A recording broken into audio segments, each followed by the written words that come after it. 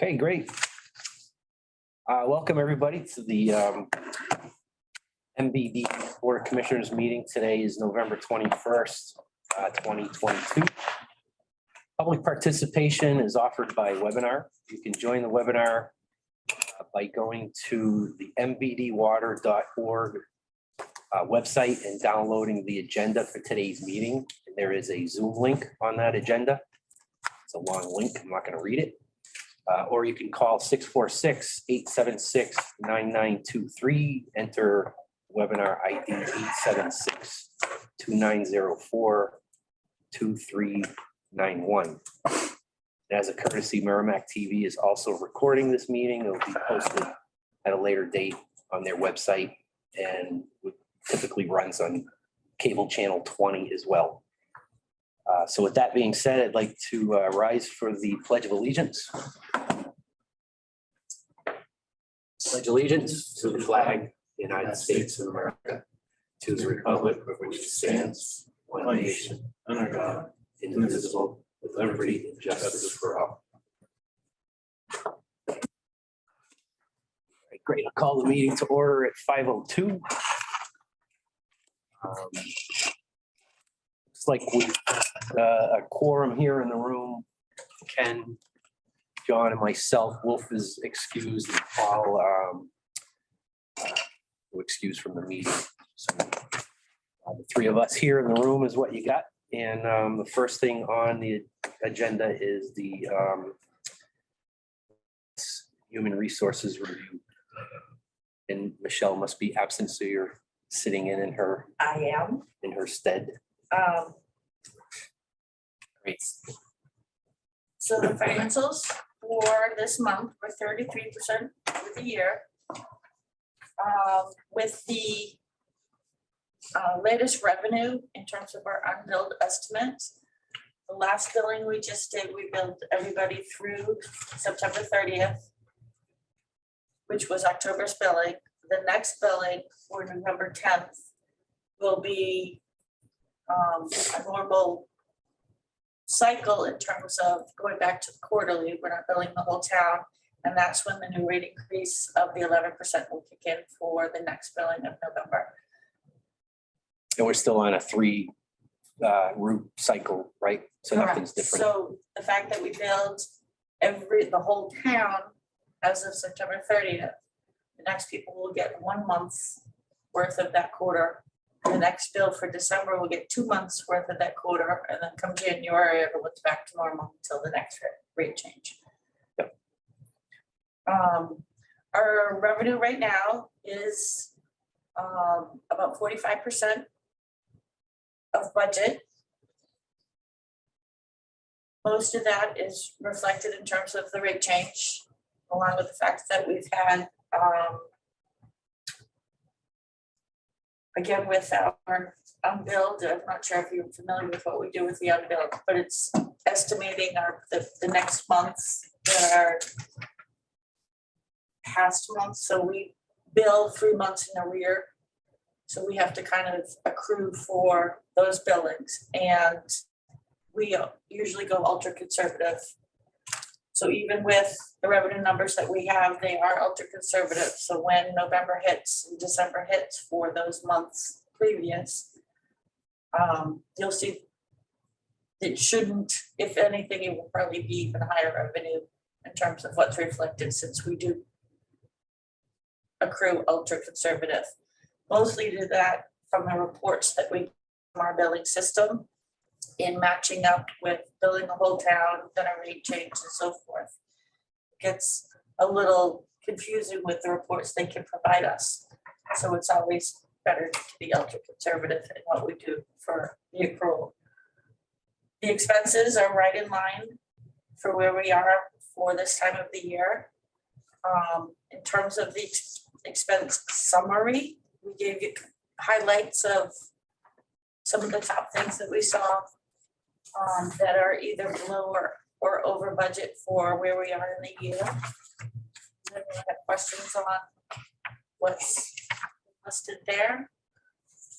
I think this is accrual basis. We are accrual basis, yes. Do we have any concerns that we're so far over budget right now? I guess it's just a general question for the board. For the revenue, Do we, well, and all of it. well, our expenses are only at 29%. Yeah. And we're 33% for the year, so we're actually below. Yeah, the question, concern would be is if we're making too much money. So the question I have is the rate increase, was that factored in the budget we're in now? It's a good question. Yes. Because, you know, There are a lot of things that don't hit until the year end. Okay, that's good to know. So a lot of things like your R&M mainline, reports that we get from our element system, which is the work order system. Most of those journal entries of how much we've spent don't actually hit to the year end. So you think it might normalize? It would normalize throughout the year. We're Okay. trying to get to the point that we actually do book them monthly. Yep. But I'm still working on getting the reports Okay, to the point where they're actually meaningful. I got you. So there are expenses that throughout the year, yes, our revenue looks high now, but it does normalize by the end of the year. Very good. Any other questions? the only other question I had was on line item 70150, chemical injection analysis. I was wondering what that was. I don't have a question about what the money is or anything, or I just It's mostly, it's know what that. the labs, so anything that has to do that in the treatment plants themselves. Reagents, some of the, trying to think, some of the, yeah, The in-house testing. Is it like the sensors or something, or, That would fall in there as well, yeah. okay. So it's not like the lab samples that we send out to lab, that's in a different. not the samples Yeah. themselves, but what they do within the labs of all the treatment plants. Okay. I just didn't remember seeing that before, so I wasn't sure what that was, but I didn't have any other questions on the fees or anything, on any of the charges or anything. Their view, John? Good. Okay. The only other thing is on, let me see. 90006, capital budget expense vehicles. That's at like 93.8%. Yes. So we Is there a purchased, so we one-time budgeted 42,000 for the truck. We were able to get it for the 39, so. Oh, all right, And so again- that shouldn't be any more charges in that account Correct. then. Okay. That's why it's capital, all right. Exactly, so that line is basically done for the year.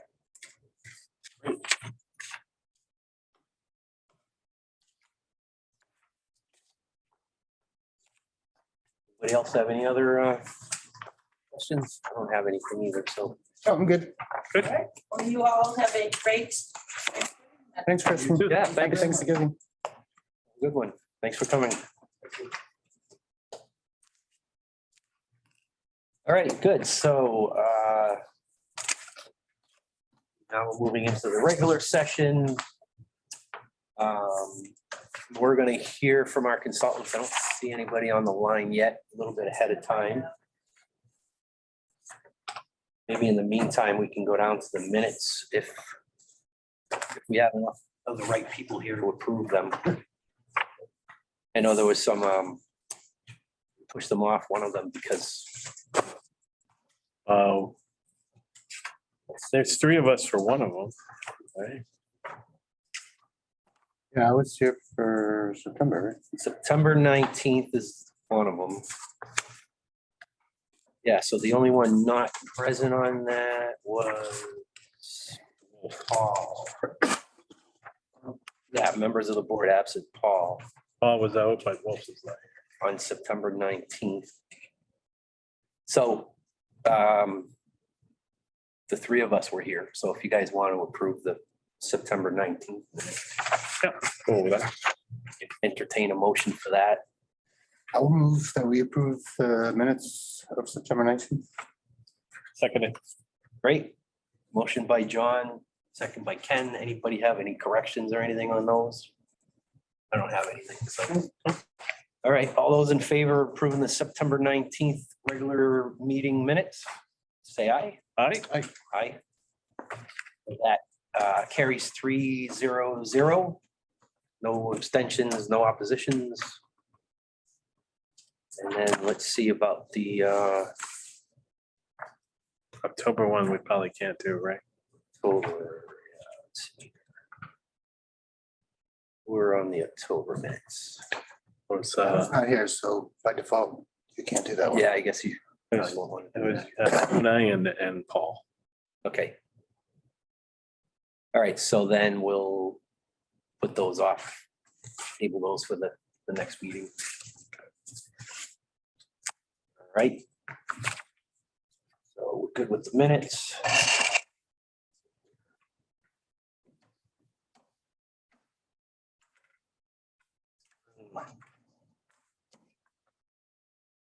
An extension grant products. You guys have all seen that one already. Yeah. All right, let's do that. So that's item number 3 then. We can review the proposed area for the PFAS mainline extension grant. Want to take that one, Ron? I assume you must have some updates on all this.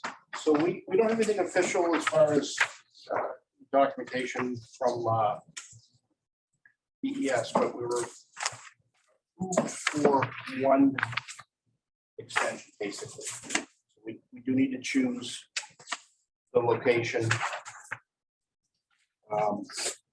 Then I can get that back off to the state before the governor and council. So that was one of the questions I had, because it looks like the first page in the packet was calling out Area 5, Palmieri Drive, Gerard Drive. That's my thought. It seemed like they've heard the most from the people in that area. They're really excited to get water on their roads, so. Yeah, and I think that's one of the things we were asking before is we had like 5 areas that was selected. And I was kind of wondering which of those 5 had the most requests from the people that would connect on those. It was this one, right? Palmieri, yeah, by far. Yeah, I. That's what I thought I've too. heard from anybody from Great Stone, the Tomahawk area. Also. Likewise with the rest of them. So is it just the 6 that get it, or are there other homes here that don't have a red dot on it that could get it too? If they want it, they can connect. It'd actually be available to the whole neighborhood. Ones with the dots would be eligible for the rebate program as well. So they get part of their extension fee, the entrance fees and the STC charge covered on, or partially covered underneath that grant. And if it all falls in, construction, laying the line out, all of that as well. That could cover the coverable expense as well. Yeah, isn't there a program from DES? Yes. 10,000 Up to 10,000 for a homeowner? Mainline extension, and then it was 5, it was gonna be either a point of use or a whole house system. Yeah, so if they want to install their own treatment, they would get 5,000, but if they wanted to connect to a municipal public water supply, it's 10,000, and that includes the connection fees plus the actual construction, digging with the line and all that.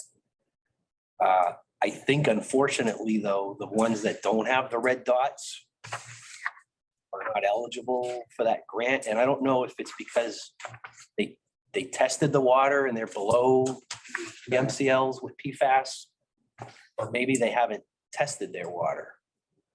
So I would think the word hopefully will get out if some of these houses that didn't exceed the MCLs, maybe they didn't test their well. Could that be part of the grant to do some more public notice on that? To let people know if in fact they have not tested? Is it part of the grant or could it? Could it be? Is it eligible? Maybe we need to ask the question. I don't know. I don't think we have the data to back up any of that. It would be DES. Fine. We have to really focusing on a certain area, they may be able to work with us. So we kind of just make the application and follow their lead on it, basically. They do all of that. The only thing is the entrance app and they ask for contract. Explain to them the process, but the rest of all the money end of it, they talked to DES about, because originally people were asking if DES would pay me like at the, you got me saying. I know, The sorry. entrance application and SDC charge on their behalf, so they wouldn't have to pay that money, but I don't know if that ever. Yes. I've had people come in and just pay the entrance application at SDC on their own and then start hooking up. Yeah, I was talking with, I think with Counselor Murphy, Nancy Murphy. And I asked her, and I don't know if she intends on bringing it up to the town council about in the tax bills that go out to put like a message in there to let the people know if you have a private well, look into the DES program, you may be eligible to connect to municipal or get the in-house treatment grants that are available. We could just put a little sign up at the front of the neighborhood, right? I don't know who would, I don't think you can just put a sign up in town because I know the DPW would probably not appreciate that. I'm telling you, that's just, Well, we put up odd even watering things, so I don't know. yeah. Might be possible. Well, you're really talking about 1, 2, 3, 4, 5, 6, 7, maybe 8 homes that look like they're not eligible to connect based on the red dots, which represent, I think the red dots here represent a well that's above. It does. I mean, they're all eligible to connect. They could still connect if they Right, want. it's just a question if they're eligible for the grant, I should say, not to connect, right. But yeah, this opens up, there's a lot, like I just said, the 8 properties that are gonna have water mains right in front of their homes, so. I mean, we can, as people come in to hook up, we can steer them that way as well to, ask the question if they've tested, if they have or haven't. Yeah. Ron, are these blue dots, like curb stops for our water connections? Do you know? All right, so if you see a blue dot here, then I guess you can assume that they're already connected to us. Which would basically be all the homes on Natticook here on this first Not page. necessarily that they're hooked up, but they have a curb stop available. Oh, is that what it is? Okay. Yeah. I believe those are all hooked up, but that is true. Okay. Yeah, so really then there's like 6 homes that on Gerard Drive, it looks like. 2 of them have red dots on them and 6 of them don't. Yep.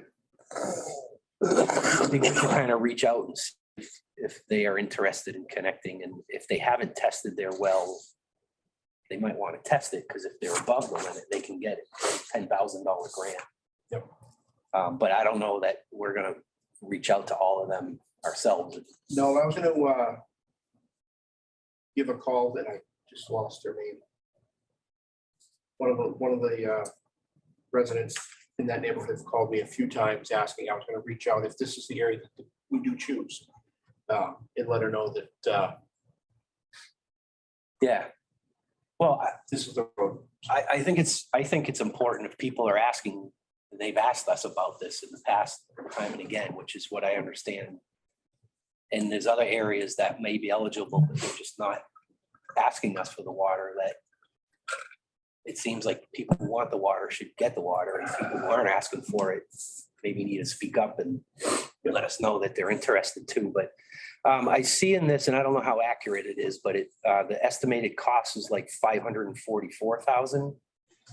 The grant is 1.5 million. Is that right? That is correct. So you know what happens if this does come in under the 1.5, which hopefully it will, if it's estimated at 544? Can we use the rest of the grant money in another location or something? Like $5 million per project. Right, so what happens to the other, the $1 million? We just want to use it all. Oh, really? Right. Well, that's kind of unfortunate. Kind of leaving money on the table there. I would say I used, So this is the area we're definitely gonna do. Well, oh, yeah. I used $340 a foot. As a, to estimate, so. I know the one on the 2 Great Stone Tomahawk is 1.59 million is what we're estimating, and that can catch 9 affected homes. That has a lot of ledge out there too, though, right? You know, I don't know. Yeah, I think we talked about that before. I mean, I'm in favor of area 1 because people are asking for it, but it's, That was 5. is it Did you 5? say 5 that they're asking for? Oh, yeah. I thought these were in order. I see the recommendation says to apply for 2 to 5. Are we thinking about applying for 4 of them? We applied for, I put in grants for every one of these Yeah. except for area 1. So we applied for 4 and they're only awarding 1, right? Oh, That's correct, yeah. and we get to pick. Yep. Okay. There are other money's going to be coming available down the road, and I plan on applying for these again.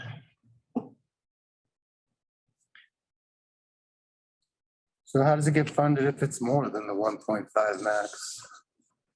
I think we gotta The difference. Yeah, We do? cover somewhere, yeah.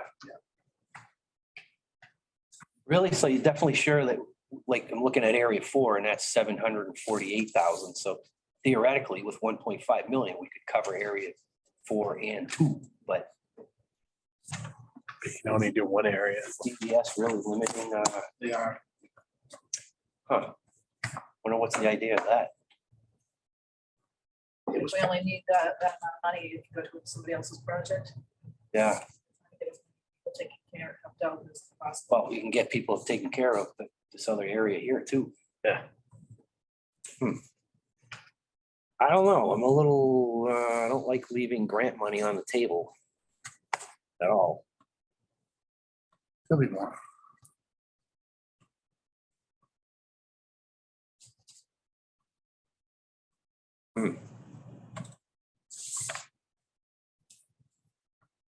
Well, well, it's a tough one, because So then, area 2, we might be able to get the whole project funded to do all of Great Stone in a different grant as well. yeah. Yeah, I see that's 1.59. Area 3 is 1.49 million, which is almost exactly the 1.5 million, and that's got 11 homes. It's a tough one, because I know some people are asking for it. We haven't gotten any calls from anybody on area 3. Not that I'm aware of, no. Yeah. I mean, that's $1 million of infrastructure that we're just waving away, you know? How would it work though? I mean, you got 4,400 feet on area 3 for 1 point, and then to loop back to Amherst Road is another 163. So do we forego looping back to Amherst Road and have a dead end? Is that what that is? That's what I was kind of, if we started, it all depends on how it was gonna, how the bids came out, I guess, is if, you know, maybe we could do the whole thing, then we would, but if it was, you know, stayed pretty true to what I was, you know, $340 a foot. My thought was you end it and dead end it for now, and we pick it up down the road sometime and make it loop. Oh, so you're saying that this is for the total loop on both roads, it's 1.63. Yes. It's not additional 1.63 on top of one. No. It's Right. go right to Amherst Road Oh, on both sides. pretty close. 1.63. So basically, the yellow line that we're looking at or gold line that we're looking at is what you're estimating at the 1.63. Okay. So we'd be a little probably short on that. Not bad, though. You did leverage it, Bob. What do you think is driving the demand from area 5 versus area 3? Is it just customer knowledge or? I think so. Yeah, that could be. That's all I can understand. That's where it's coming from. Yeah, somebody must have been like the email, Right, PFAS. right. I have a problem if we don't go with area 5 as well, because they're the ones that have been kind of asking us, presenting this to us, but I'm just really bumming if we're only using a little over 500,000 and we got 1.6 available, 1.5 available. I wish DES would allow us to piece them out, you know? I don't know. What do you guys think about that? You know what I'm talking about, right? We're only using I know exactly what you're talking a about. third of the grant, you know? What's the distance between 3 and 5?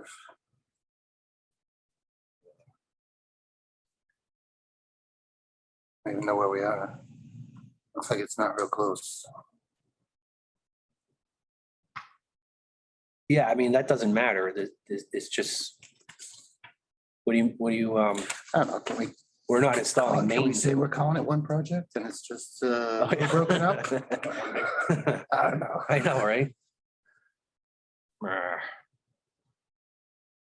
I see why you're asking that. Yeah, if it was close enough, right? No, they're not really, not really next to All it. right, so we gotta choose. Yeah, I guess we gotta choose. I don't think the difference between about 3 is.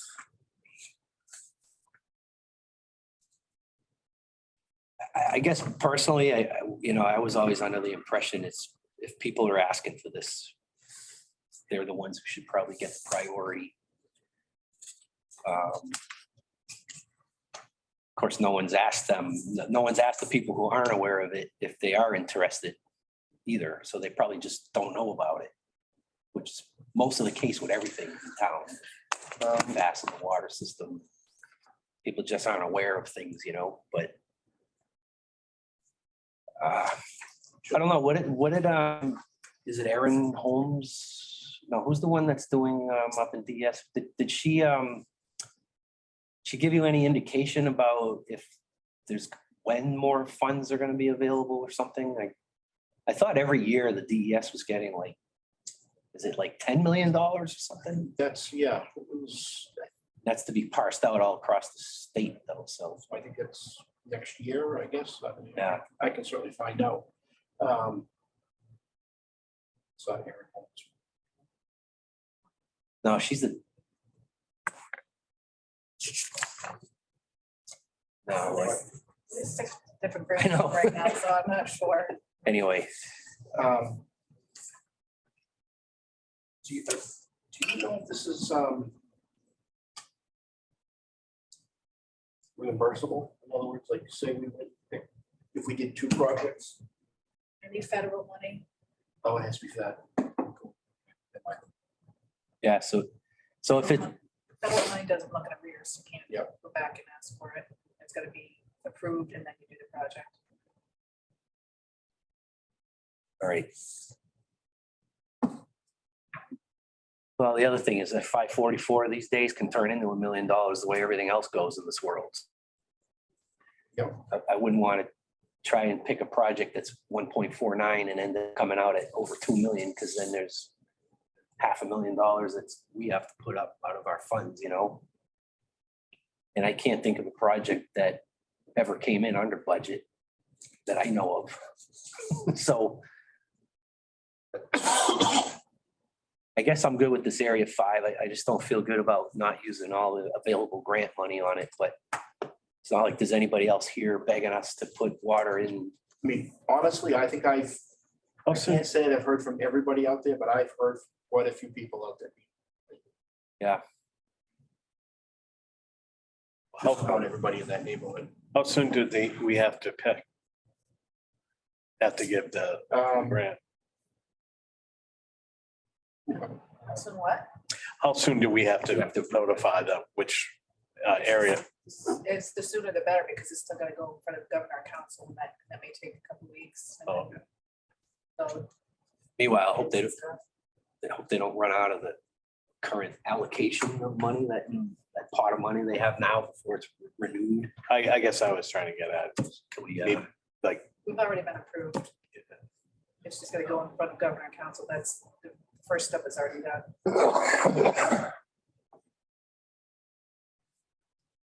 well, I don't know. I guess I'm good with I'm on area board with 5. 5. So If you you think, guys- Ron, let's do 5. Yeah. Make a motion, we go with 5. If we need a motion, I don't even know. Are you just asking us or do you need us to approve it? Maybe a motion wouldn't be bad. All right. I'll move that we go forward with selecting area 5 for the grant that was awarded for the water main extension program. seconded. All right, so that's motion by John, second by Ken. I don't know if we need to put the amount. It's currently estimated at $544,000, and that's coming from the grant from DES. So it's not really from any of our funds right now. So it's that being said, all those in favor signify by saying aye. Aye. Aye. All right, so that carries 0-0, no abstentions, no opposition. And looks like area 5, hopefully you can, if you let DES know that, be good to confirm with them that they won't let us piggyback a second project on this. And I guess if they did, would we all be in agreement to maybe look at area 4 because the numbers add up nicely? Area 4 is estimated at 748,000. I think so. I mean, I noticed it's only 4 houses that are affected, but there's a lot of houses along the way. Yeah, and that's my point, is by being able to use the full amount of the grant money, it's almost like we get this area 4 for free, right? Yeah, I can't hurt to You know what I ask. mean? Yeah. So I guess if they do say, oh yeah, you can use the full 1.5 if you have enough left over for another project, then it would be area 4 that we would. Because then between the two of them, looks like they add up to the 1.5. So if that's an option, which it probably isn't, because, yeah. All right. Okay, so we're good with that. We can, looks like we've got our consultants on the board here, so we'll go back to, we want to do Underwood first on here? Or no, Jamie, I'm sorry. I see you number 1 here. Sorry. All right, Board of Selectmen to receive an update from Jamie Emery and Garrett, groundwater investigations, also a division of GZA, to include several projects here. So Amy, how you doing? Good to see you. Good to see you, Don. Glad to be here. I'm going to start off, if it's all right with you, to go with the AR program. That's the main topic. My topics won't take too long, but if you Right. recall, I was asked to revisit the artificial recharge program that we had proposed back a number of years ago. And with Underwood's evaluation of the water supply options coming forward, the AR system is something, along with Mitchell Woods, it's being seriously considered. And depending on our discussion tonight, I would dust off the proposal that we had to begin the process of looking at artificial recharge. But one of the things I thought it would be good is to there's a little video that Jill, I think, can you play that for the board? I thought you were gonna play it, so I didn't send it down, but I can. What's that? I said I thought you were gonna play it from your computer. No, I can't. They wouldn't be able to hear it. So. Give me 2 seconds. Yeah, while you're doing that, I'm going to share my screen, And I'm just going to describe a little bit about what we're talking about. So if I can share my screen, I guess I can do that. You have to disable your screen for a minute. Give permission to him somehow. Become a co-host.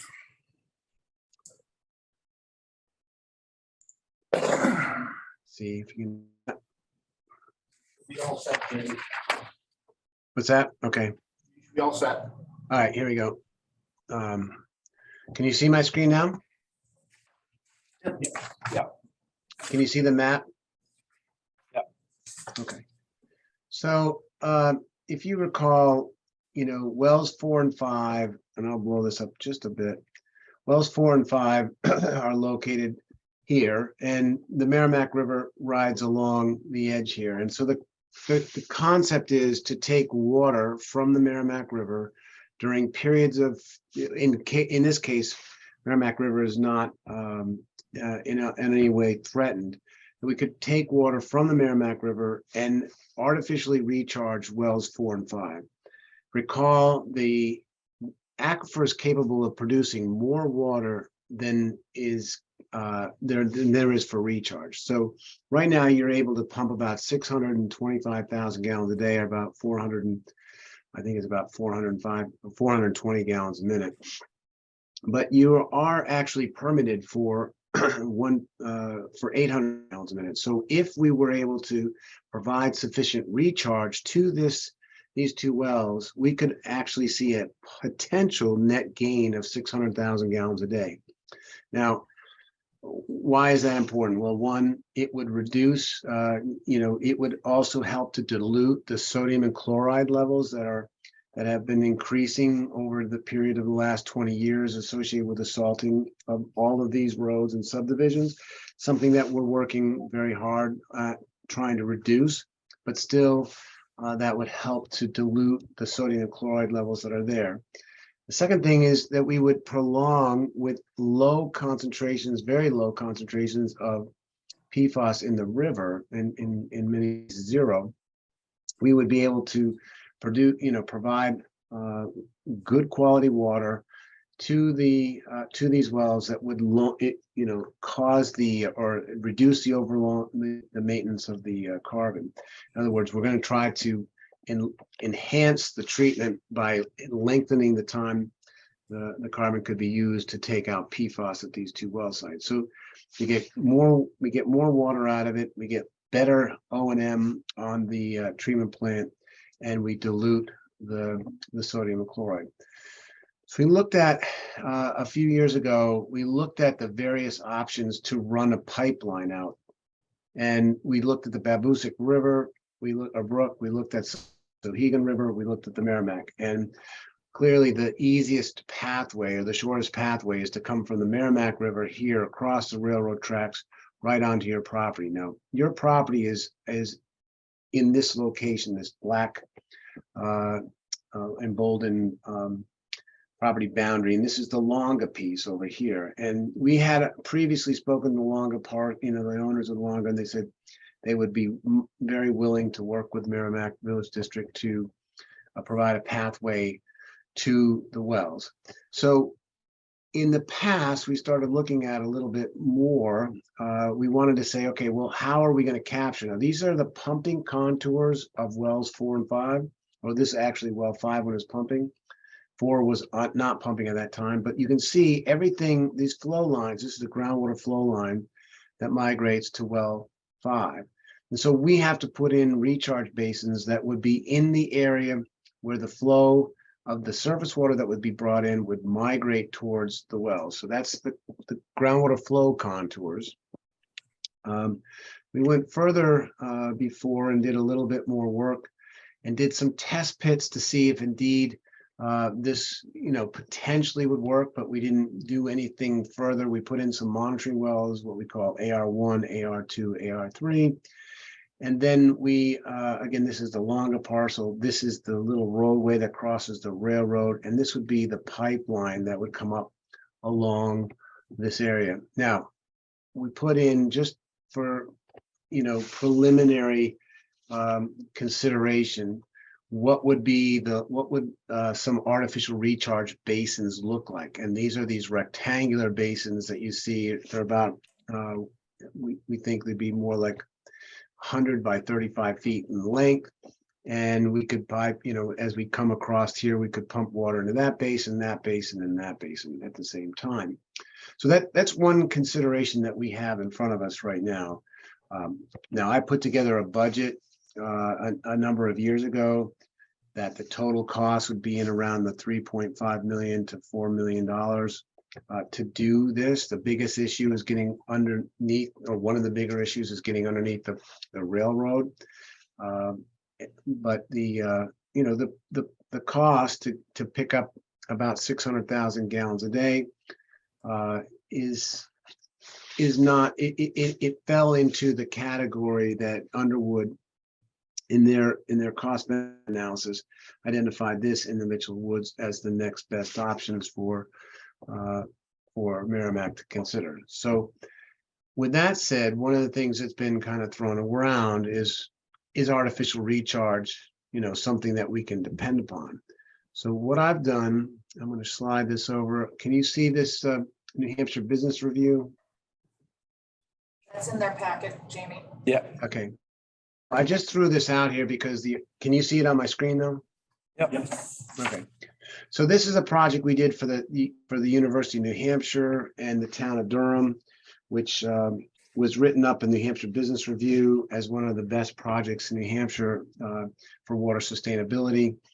And the reason why I wanted to show you that, this is what one of the basins looked like that was constructed, that actually is currently used by both the town and the University of New Hampshire. And this was the saving grace for this community and for UNH when they out of 2016, because the surface water sources, the Oyster River and the Lamprey River, were there was no flow in either one of them, and so they had to move towards just using this well that they had been using was only capable of producing 200,000 gallons a day. But with the artificial recharge system, we were able to bump that up to over 1 million gallons a day. And that's what got them over the hump during the severe drought. I don't know, Jill, are you able to play that video?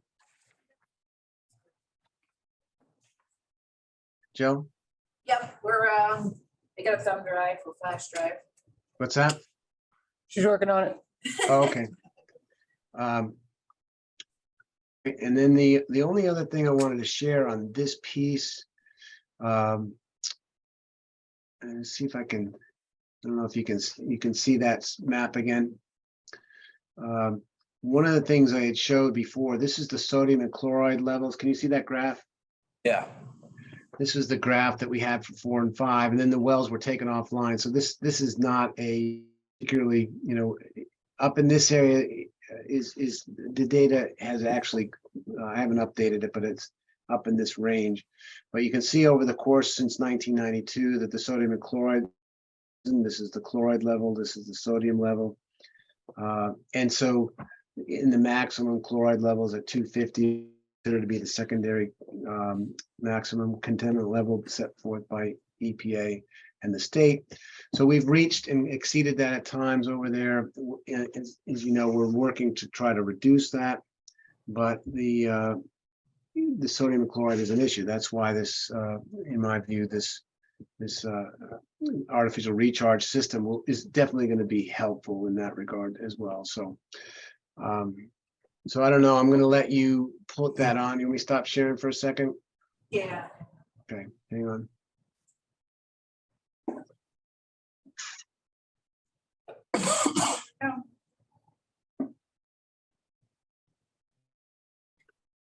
So are you sharing this? Are you connected to that Zoom meeting with that PC? Yeah. Can you guys see? I can't, but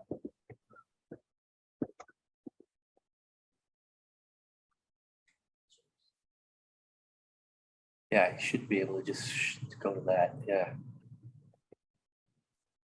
Go. You see that, Jamie? there you go. Perfect.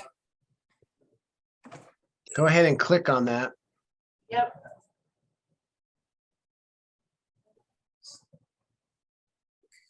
So this is a video that was put together that kind of describes the whole artificial recharge system. And it's just a very quick animation. Ready? Yeah.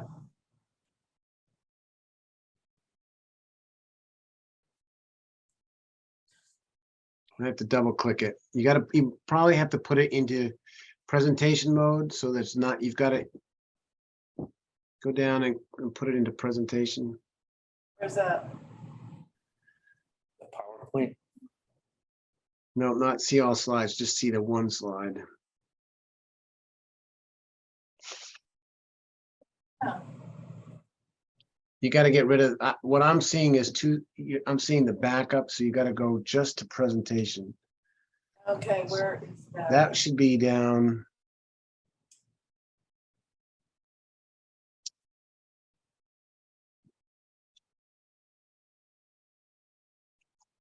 I presenter view? I don't know, you had it before without, I don't know what you did that it came up on the.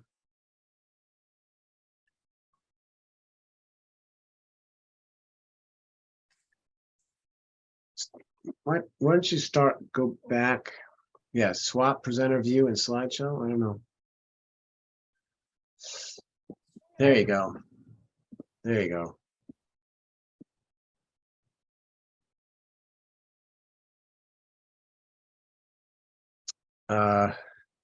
What happened there? Click down at the bottom and start over. Down at the bottom, can you click? Down at the bottom. Never had any issues Triangle, with this. play triangle.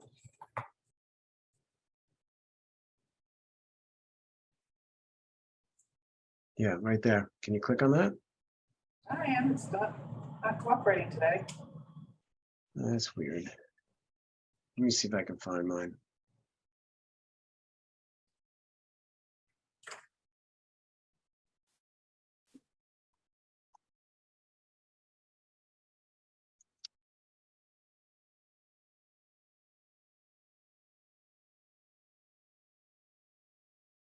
Can you click on that? No, in the center.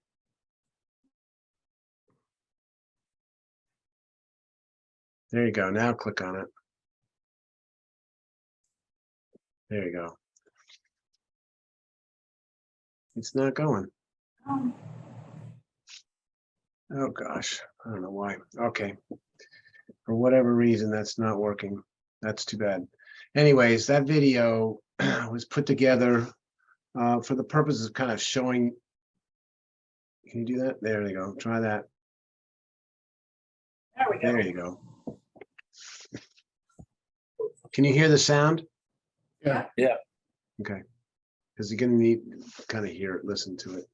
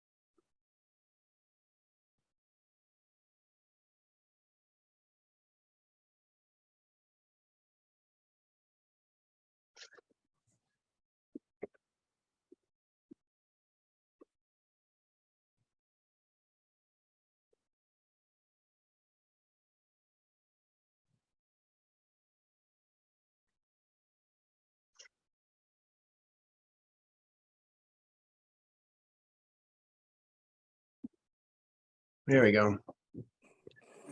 I couldn't hear that, but I'm assuming you guys could hear that. Mhm. Yeah, we could. So essentially it acts as two, in this, for this one that we built in Dover, that actually acts as a recharge system for the well, but also protects from a PFAS, from migrating PFAS contamination off to the, from a major source of contamination at a landfill. So in that case, it served two purposes.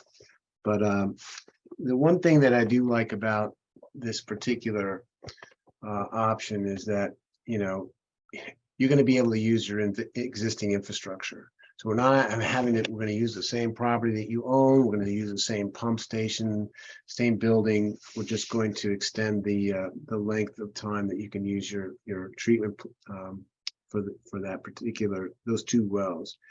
And so I see a lot of benefit to that. It is going to take some time. The permitting, I spoke to the state. They think that it's an option, an opportunity for you to use some of the Merrimack River water without actually having to treat it like Pennachuck has. But it's going to take some time, and we've done, we've already done two successfully, and this is the first of its kind in New England. Nobody else is really doing that. But this particular site, in my view, is a great opportunity for using the Merrimack River. Now, the challenges are going to be the railroad.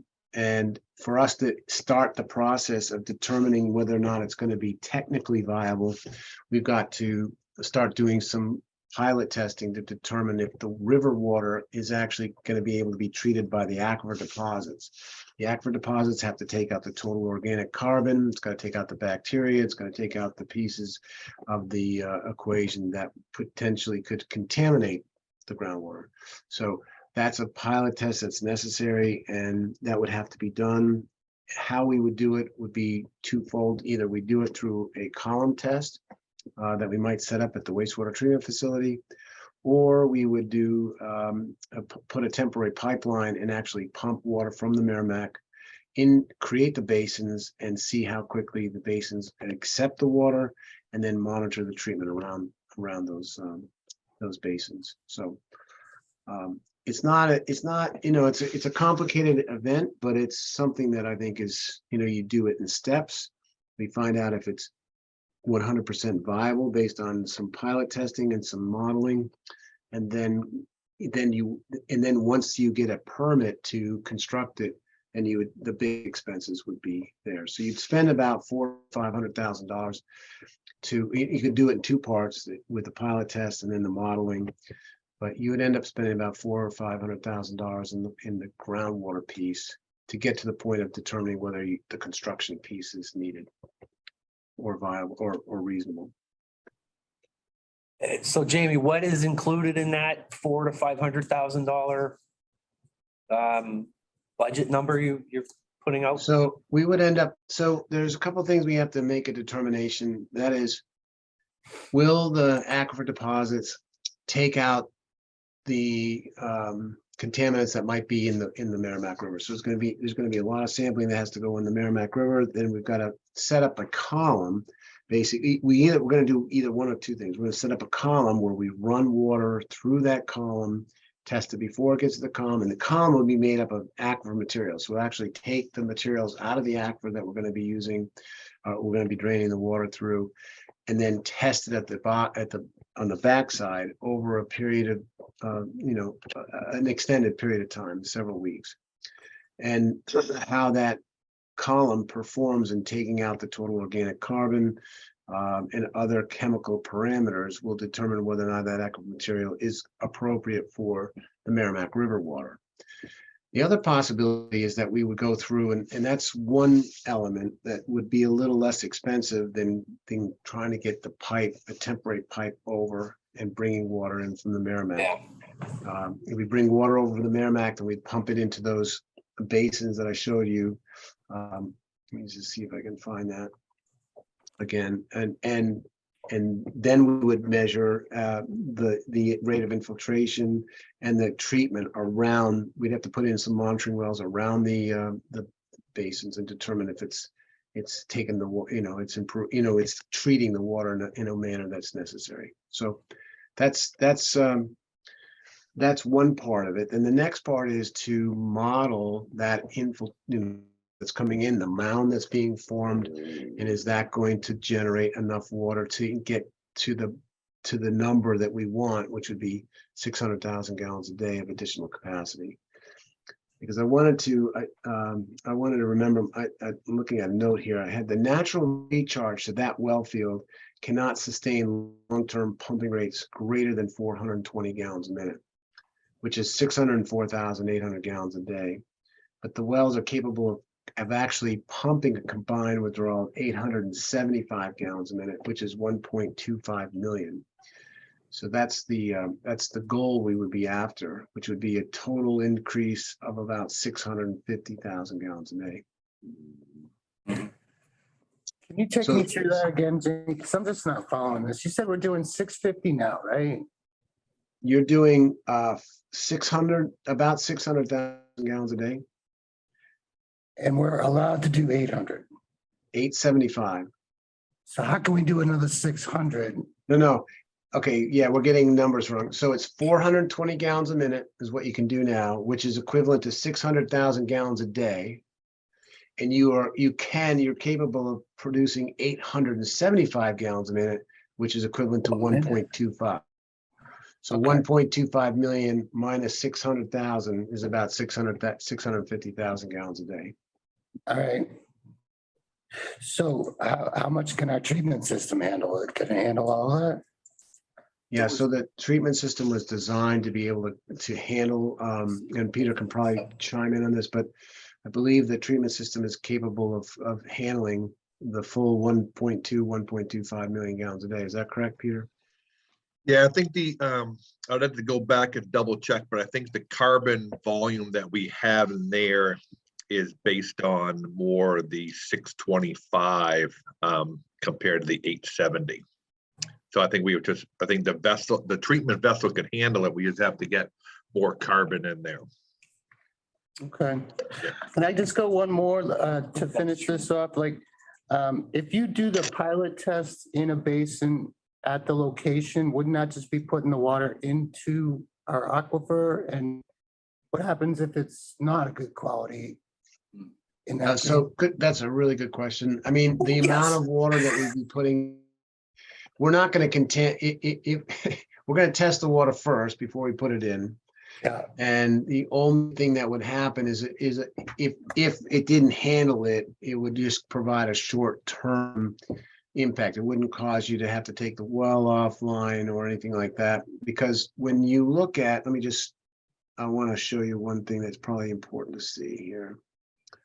I can't see you right now yet. Yeah, we got some Yeah, we technical got technical difficulties over here. We difficulties. can't undo what we did, so. Okay. When you're ready to Yeah, it's probably not gonna happen. It's. Can you see me or not? No, we have blue. Oh, you got blue. You can see them over here. Oh. I can't get the image to share over there. Can I throw one more out there while we're waiting? Yeah, go ahead. So if the artificial recharge, it sounds like it's kind of stored in the basin and used for future when water supply is low. Is that the case? Like, how long does it last? How long can it sit there? If DES says you can't take water out of the Merrimack or having a drought, you gotta shut it off. Does that happen? And how long? Because it sounds like the lamprey was dry on the last one you did. Yeah, so, lamprey was, interestingly enough, in Durham and UNH, we are limited to when we can pull the water out. We can only pull the water out when the river flows are high. So this would be spring flow, snow melt. There's probably about 6 months of time period that we could pump that water out. So we are able to store that water in, mound it up, and then take it during the summertime when we can't take any water out of the lamprey. In the case of Durham and UNH, they also used the lamprey for their drinking water supply. So they had a surface water source that was the treatment water out of the lamprey, and that we had taken the water out before the lamprey went dry during the time when there was plenty of water in the river, and we stored that in the aquifer and then recovered it when we needed it in the summertime.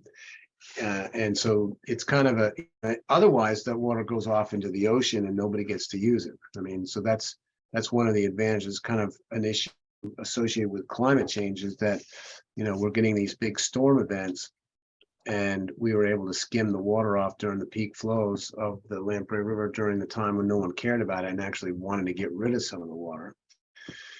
In this case, though, what's interesting is that we're probably going to be able to use the water more like 10 months of the year, I'm guessing, because the river is such a large river, and the low flow and what we're talking about taking out of there is so minor compared to what the flow in the river is. So it's one of our rare opportunities to be able to take water more on a regular basis. So I don't expect to see us with a lot of restrictions. But even so, to answer your question, how long we can hold the water in there, that's going to be something we have to model as part of this permitting process, because we've got to demonstrate how much water we can put in, how long it'll hold it, and how you're going to recover it. It's not an easy task, but that's what we'd be challenged with. As part of the DES has to, so we actually wrote the permitting kind of specs for this process because it hadn't been done in the state before, and now the state uses it kind of to in a good way. But we have to go through the process with the state to get this to be permitted, and we're not going to build anything until we know that we have something that's going to work. Of course, yeah. Thank you. Yep. I'm trying to remember, I thought we talked about having Underwood do like a revised estimate on what the cost would be for this. And I can't remember if that was. I did a full detailed assessment back in 2020 that basically went through what I considered. I looked at, what the HDB water line from Merrimack River to the proposed basins would be, using $175 per foot, 1,600 feet at 240,000. Three-phase power conduits from the PFAS treatment plant was about 160,000. Directional drilling beneath the railroad to install a 36-inch sleeve, that was 225,000. Building an intake and pumping facility in the Merrimack River, 1.6 million. The AR basins was about 150,000. Control station near the AR basins about 200,000. The testing and the permitting was around 450,000. Other permitting and shoreline permits and things of that sort was about 200,000, and then engineering at about 250,000, and property easements we estimated at about 50,000. So that came out to be about 3.5 million. And then we did a cross check against the one we did in Dover, and Dover was about 1.75 million. This is about twice the challenge in terms of all the things we had to do in terms of distance and everything else. And so it actually cross-checked pretty well. And so we just estimated at 3.5, we bumped that up to 4 million just as a budget number. But that was 2020.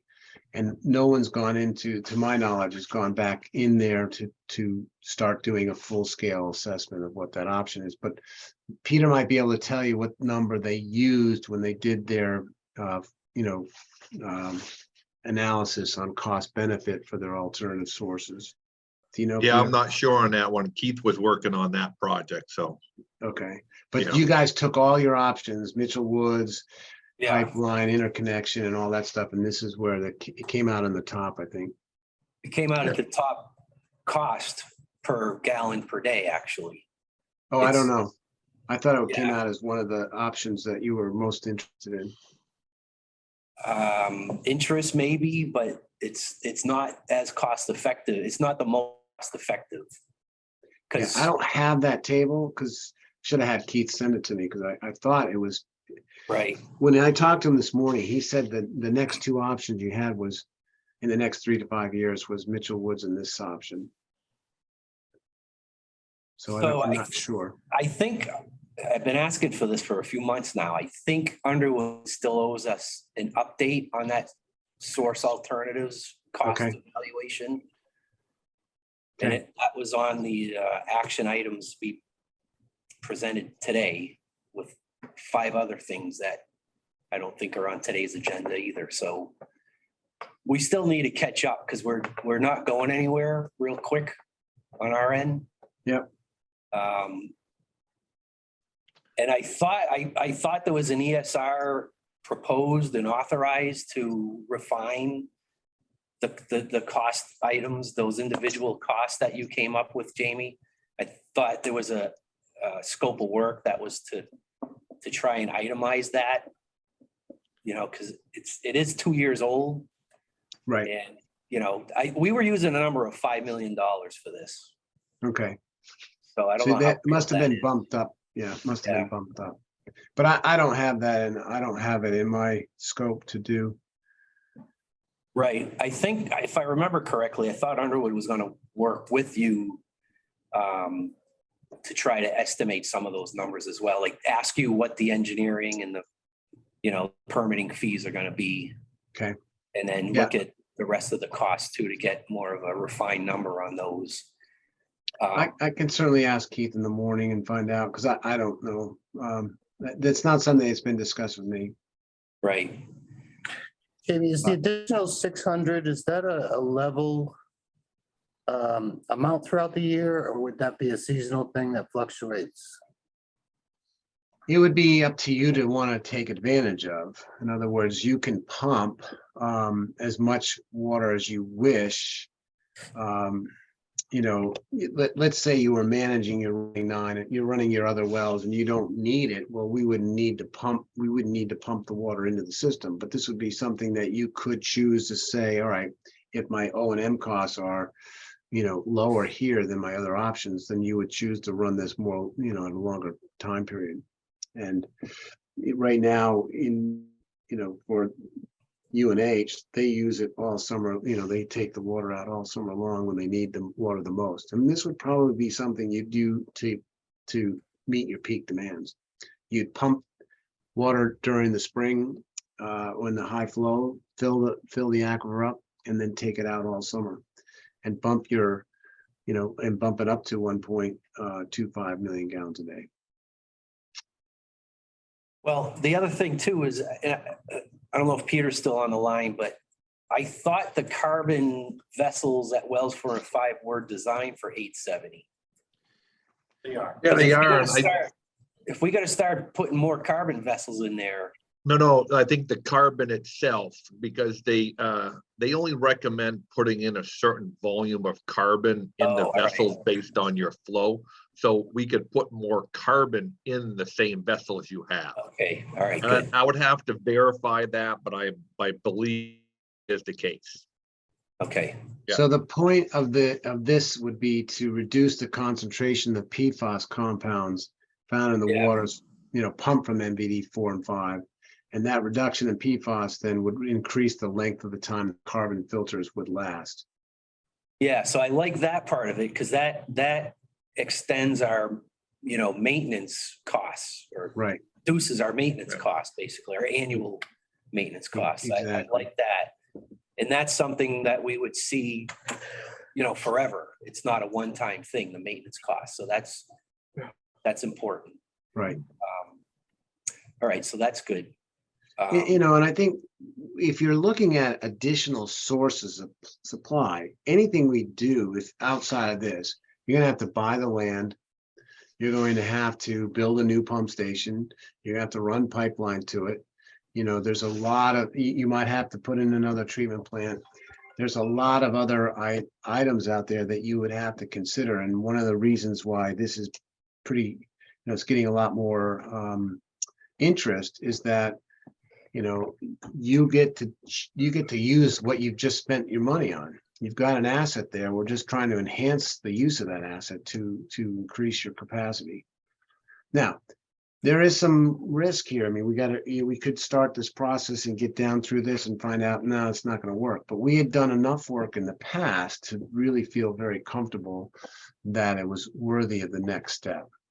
And that's those test pits and the monitoring wells and so on. I don't know. Can you see me now or not? Yeah, we can Yeah. see them, yeah. Okay, so I'm going to go back to sharing my screen for a minute and hang on a second. No, I've lost it. Never mind. Let's see. Maybe you can see that. Can you see that? Yep. Yeah. Okay. So again, going back to this scenario, with these three basins here, with the knowledge that this is your zone of contribution here, the aquifer limit is right along this edge here for the most part.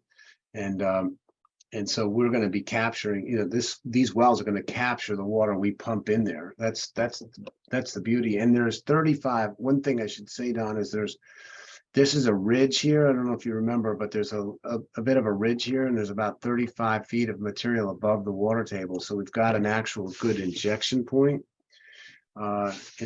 Here you'll see there's actually a little pond already in play. But these are really pretty good locations, all on property that you own. So we haven't had that. We had to go buy the land in one case for one of the projects just to put the basins on, which you're not going to have. Do you, I know you haven't modeled anything to that detail, but do you think the size of the aquifer is large enough for enough volume that we would need? Because I would think the smaller the aquifer, it might just flow away before we Yeah, so pull it that's into the well, it's a real good question, and that's something we've got to kind of get our head around. I don't Right. know the answer to that question, and Yeah. that will take some testing to do. Yeah. And I don't know if this is something you want to consider immediately or 1 year down the road, but I know in talking to Keith, he was thinking that you got a 3 to 5. If you're signing a contract with Penachuk for 3 to 5 years, 3 years with 2 1-year extensions, this is a Right. 3 to 5 year window that you gotta, you'd want to decide. And it's going to take us a year to figure out whether or not it's viable. Right. So, but the initial steps to me indicate that it's worthy of consideration. And the biggest challenge, I think, to be honest with you, is how do we get the water from here to here?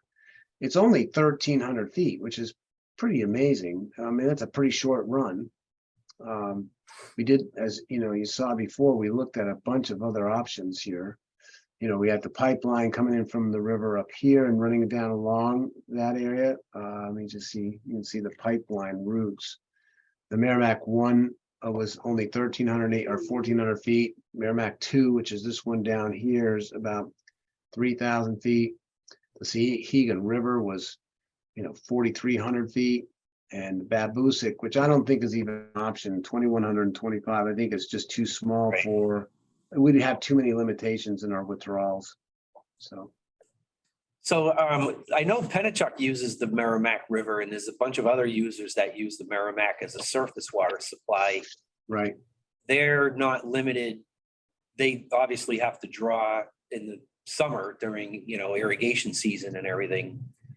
Are they ever in jeopardy of, if the river runs too low, are they ever, advised to have to stop drawing water out of the river? I don't wanna think know. so. I don't think so, but that's a good question for John Beauvais. Yeah. That's something that we could certainly find out. So I Are guess they I'm- restrict? Yeah. If the water doesn't store for a long time in the aquifer, that means we may need to be filling these recharge basins during the summer as we're pumping the water out from the wells as well, We could. I mean, typically we don't, but because the Merrimack has got so much that it's very possible that we could. Yeah. And we might, depending upon the turbidity of the river, we might end up having a settling basin in front of the Infiltration in front of basin. the actual recharge basins. I know a few years ago, I think you had put together an application for a grant on this.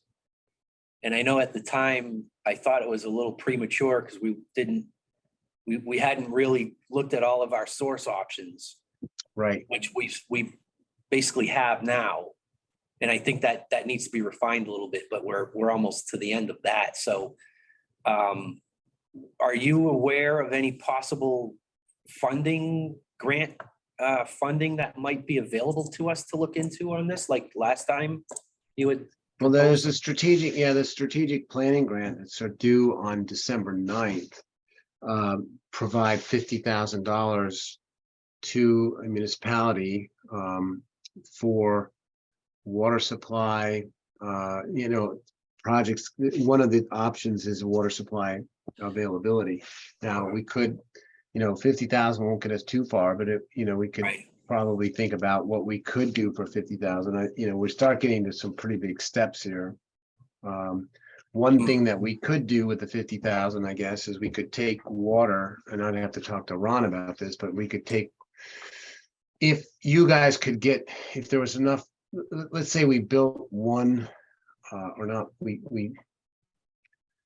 built a half of a basin here, and maybe we can take water from the existing water line and pump it into that basin and see what happens. I mean, that would be your own treated water going back into the artificial basin to see how well it drains out.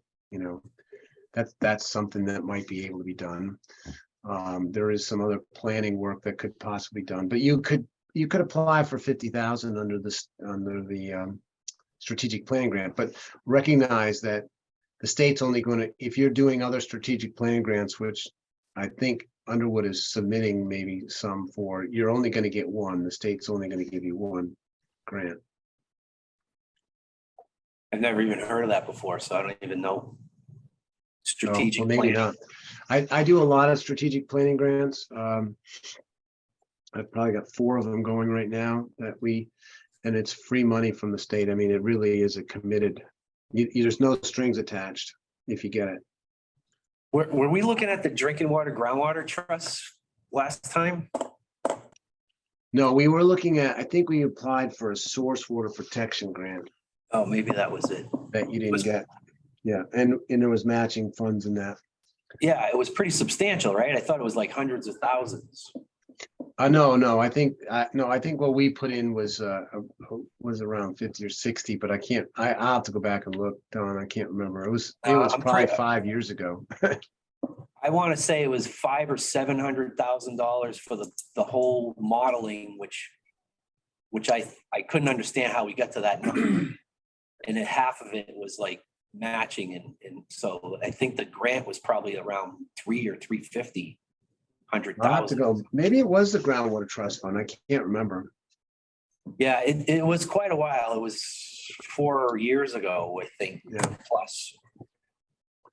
But if you want, you'd have to give me authorization to try to get $50,000 for, but I'd have to do it between now and December 9th. It's to be submitted. Yeah. I don't think there's anything to lose. I just got to come up with a work scope that would be helpful to this process. Tie us into actually doing this. I feel like we should revisit that cost of money Yeah. chart, Yeah, the cost of source, water chart. right?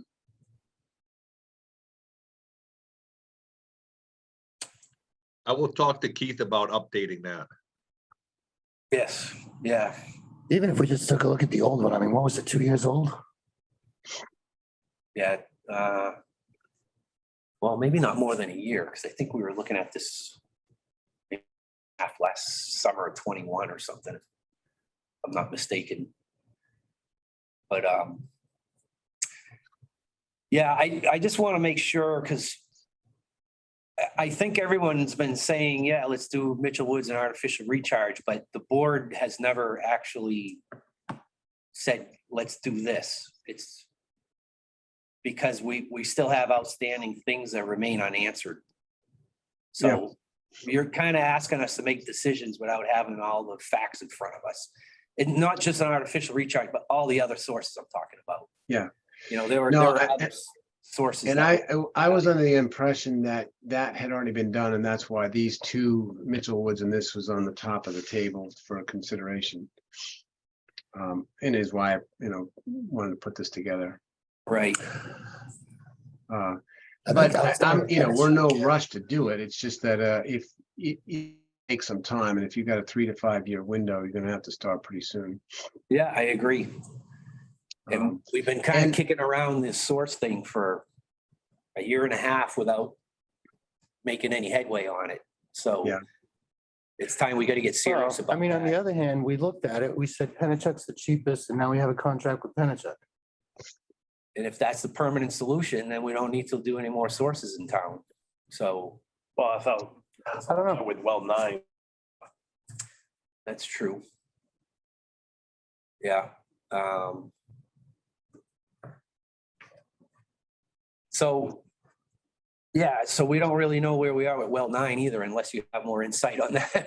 That's- No, I mean, I checked with the state. The only thing that Andrew Koff told me is that we addressed all his questions and, he had agreed with the monitoring program we were talking about putting in place. And, the other thing is we could,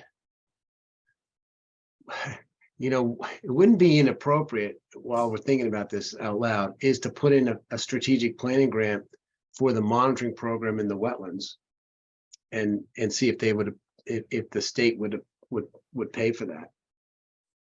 Around I mean, well 9 you're talking about? Or Yeah, well, 9, because we're gonna have to put in a monitoring program as part of the permit, right. conditional permit. Maybe we ought to go ahead and throw a proposal in between now and December 9th. That would incorporate the work scope that they're gonna ask us to do, what we've already agreed to doing. That idea, because we're definitely committed to that. I mean, Yeah. we're going 100% on that one for sure. Yeah, I agree. why don't we think about that? If it's okay, maybe I'll find out. I'll keep. I mean, I don't know why the state is so slow. They've had this forever. It's in their hands. I've called them. I've seen the state in the field. I was down in a pump test for the city Yeah. of Portsmouth that we're doing, and I said to Andrew, "Where are we?" I said, "I'm going to be meeting with the board again." He said, "No." So as far as I know, because he's a senior reviewer, as far as I know, everything's good. They might have sent it to wetlands, the Wetlands Bureau to look at. They haven't told us, but Okay. I spoke to him just a week and a half ago, and he thought the thing was, going to be done. So Yeah. it's frustrating. I even Sure. spoke to Andrew Koff at DES, I think it was September, on another project, and he said, "Oh, your name came up. We were reviewing the report on well 9 and we're planning to issue the approval." Right. And that was in September, and I said, "Great." I said, "Are you issuing the full amount of the 1,000 gallons a minute?" And he said, "Yes." The only comment they had was they wanted a wetland monitoring plan. Right. Which now we it put sounds like together. you- Yeah. you addressed that. So did you hear from him that they were satisfied with that wetlands monitoring program? He said to me, he thought it looked good to him. All right, so Now, It's possible that they put it, there were other people that wanted to weigh in on it, and then they've sent it to other people. Like, I don't know. And I was thinking maybe they sent it to the wetlands board to get their input on, which would, which would take more time. right. But I think if it's okay with you, I may throw together a strategic planning grant for the monitoring program and tie it into the enhanced, water supply, and see if we can get, if we can get $50,000 from the state to help us with that, Yeah. that's free money. Yeah, I'm in favor of that. Sounds good. Yeah. Yeah, I'm good with that. That's we're definitely moving forward on that well 9. So, Okay.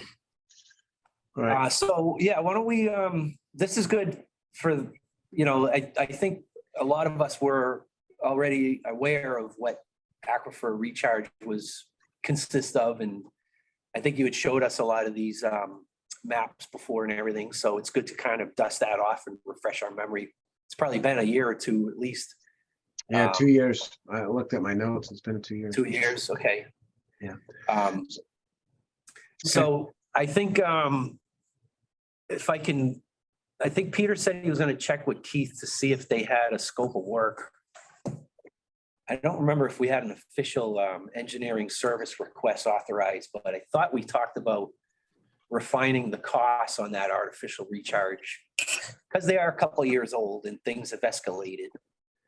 Yeah, And I yeah. think that was gonna be done as part of just an overall refresher of the source evaluation options. And then presented to us again, so I think we're still like waiting on that. So if you can Okay. just look and see if that is like, if you have a scope of work authorized for that, or if you need something authorized for that, because I can't remember where that stands. Yeah, I'm not sure where that stands, and I can talk to Keith tomorrow on that and get back to you. I just Okay. sent him a text to see if he was free, and I haven't heard back from him, so, All right. yeah. All right, well, that's good. So, yeah, so let's keep, we may come back to this hopefully soon if it makes sense to our source evaluations that AR is the way we want to go on this. Yeah, know. and I'm not here to push it. I'm just here to give you the option. Right. I have plenty of work. Yeah, yeah. I do want to just mention real quick, I know one of the other things on the agenda is just a 2-second piece on the salt reduction program that we've been doing. Don, as you guys know, Don and Ron went to the selectmen's meeting, and Don gave or provided a discussion on what we're trying to accomplish with having public works work towards reducing their salt use in the sensitive areas that are recharge areas to the wells, and knowing that well 3 has been taken offline because of high levels of sodium and chloride. That precipitated, that discussion led to the town board to request a meeting with the town manager to discuss with the public works what can we do to satisfy some of MVD's concerns about using so much salt in the public roadways. We did meet with Public Works and brought in a couple of people that are very knowledgeable and experts on the use of brine, that is liquids, basically using liquid salt to reduce the overall salt use and in fact also reduce the amount of the cost that's being used to spent on salt. So that was we had a long meeting. I think it was a 2.5 hour meeting with the town. It was very productive. I think that at the end of the day, there's been some more active discussions between those that use brine and the town, and there's more to be done, but the town has expressed a desire or an interest to work with the MVD to help reduce the salt loads on their roadways. And really, we were trying to focus on having the town become the example for everybody else in the community to reduce salt. Because if we see the town reducing salt and using brine on the roadways, then you're going to see more parking lot operators and maintenance guys using brine, and it just kind of spreads from there. And so I think we made progress. Don can add to that, but I feel like we've made some significant progress on that end, and we'll see. I mean, Tom's going to tell whether or not they end up using brine on their trucks, but they've inquired about it. So, Yeah, I think at that meeting, they, which I went and Ron, you went to, and you were there, Jamie. So I thought the town was going to work with one of the vendors to try and get a better mix of brine and actually start applying it. And we recommended they apply it, since they changed the policy from no salt routes in the main arterial roads in the wellhead protection area. They went from no salt to reduced salt, which is contrary to what we're trying to do. We asked them if they could use brine in those wellhead protection areas on the main arterial roads. right. I don't know. I didn't follow up with anybody. I didn't know if either you might have, or if you had, Jamie, to see Yeah, Well, what, yeah. if anybody has anything to report on anything that's actually been done after that meeting. Yeah. So Ron, Ron and Jill can report on that. Sean O'Keefe texted that DPW had reached out to him to come over, take a look at the trucks and see what sort of fitting, educate them more about the brine. Last I knew, he emailed her back and said that, I picked the date and time and I can work my schedule around it, but I haven't talked to him since. So hopefully they can start trying. I know they wanted to try it and see if it worked out. Yeah, so if you guys can, I guess, keep following up, because if I think it's one of these things where if we just don't do anything, like nothing more is gonna happen if we don't keep nagging at them to do something that, that they said. And the signs, just so you know too, the signs are, they've been ordered, they're in. Merrimack have, you have, or Jill and Ron have the signs, and now Ron is coordinating with Kyle to install the signs. And as I understand it, Ron has got all the this utility clearances, right, Ron, is that right? Yes, everything's been marked out and it was all set as far as Friday to go. So I've Oh, good. talked to putting them in touch with Lori to schedule the placement of the posts so that we can go in afterwards and put the signage up. Good. Those are the wellhead protection signs, right? Yes. Right. That's good. If we can squeak those in before the ground's already starting to freeze out there.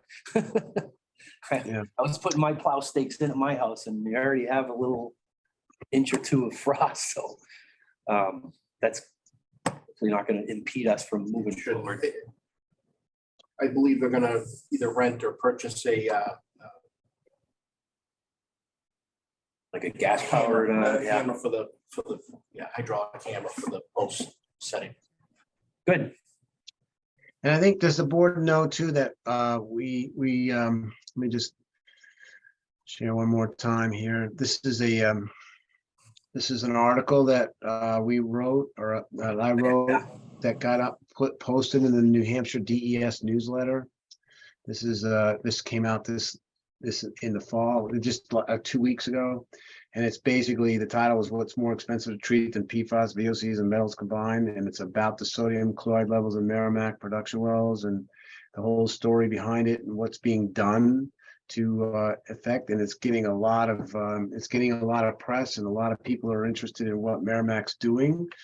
And I just thought you should be aware that this has gone beyond just Merrimack now, that Merrimack's kind of setting the stage for other people to think about. So I'll leave that at that, but I wanted you guys to be aware. And I think, Don, you have a copy of that. I know Jill and Ron do, but that's gone statewide. So, and I think that's also helped the town to recognize that MVD is really working hard to try to do something. So the town has made it clear, I think, that they're going to do something to help.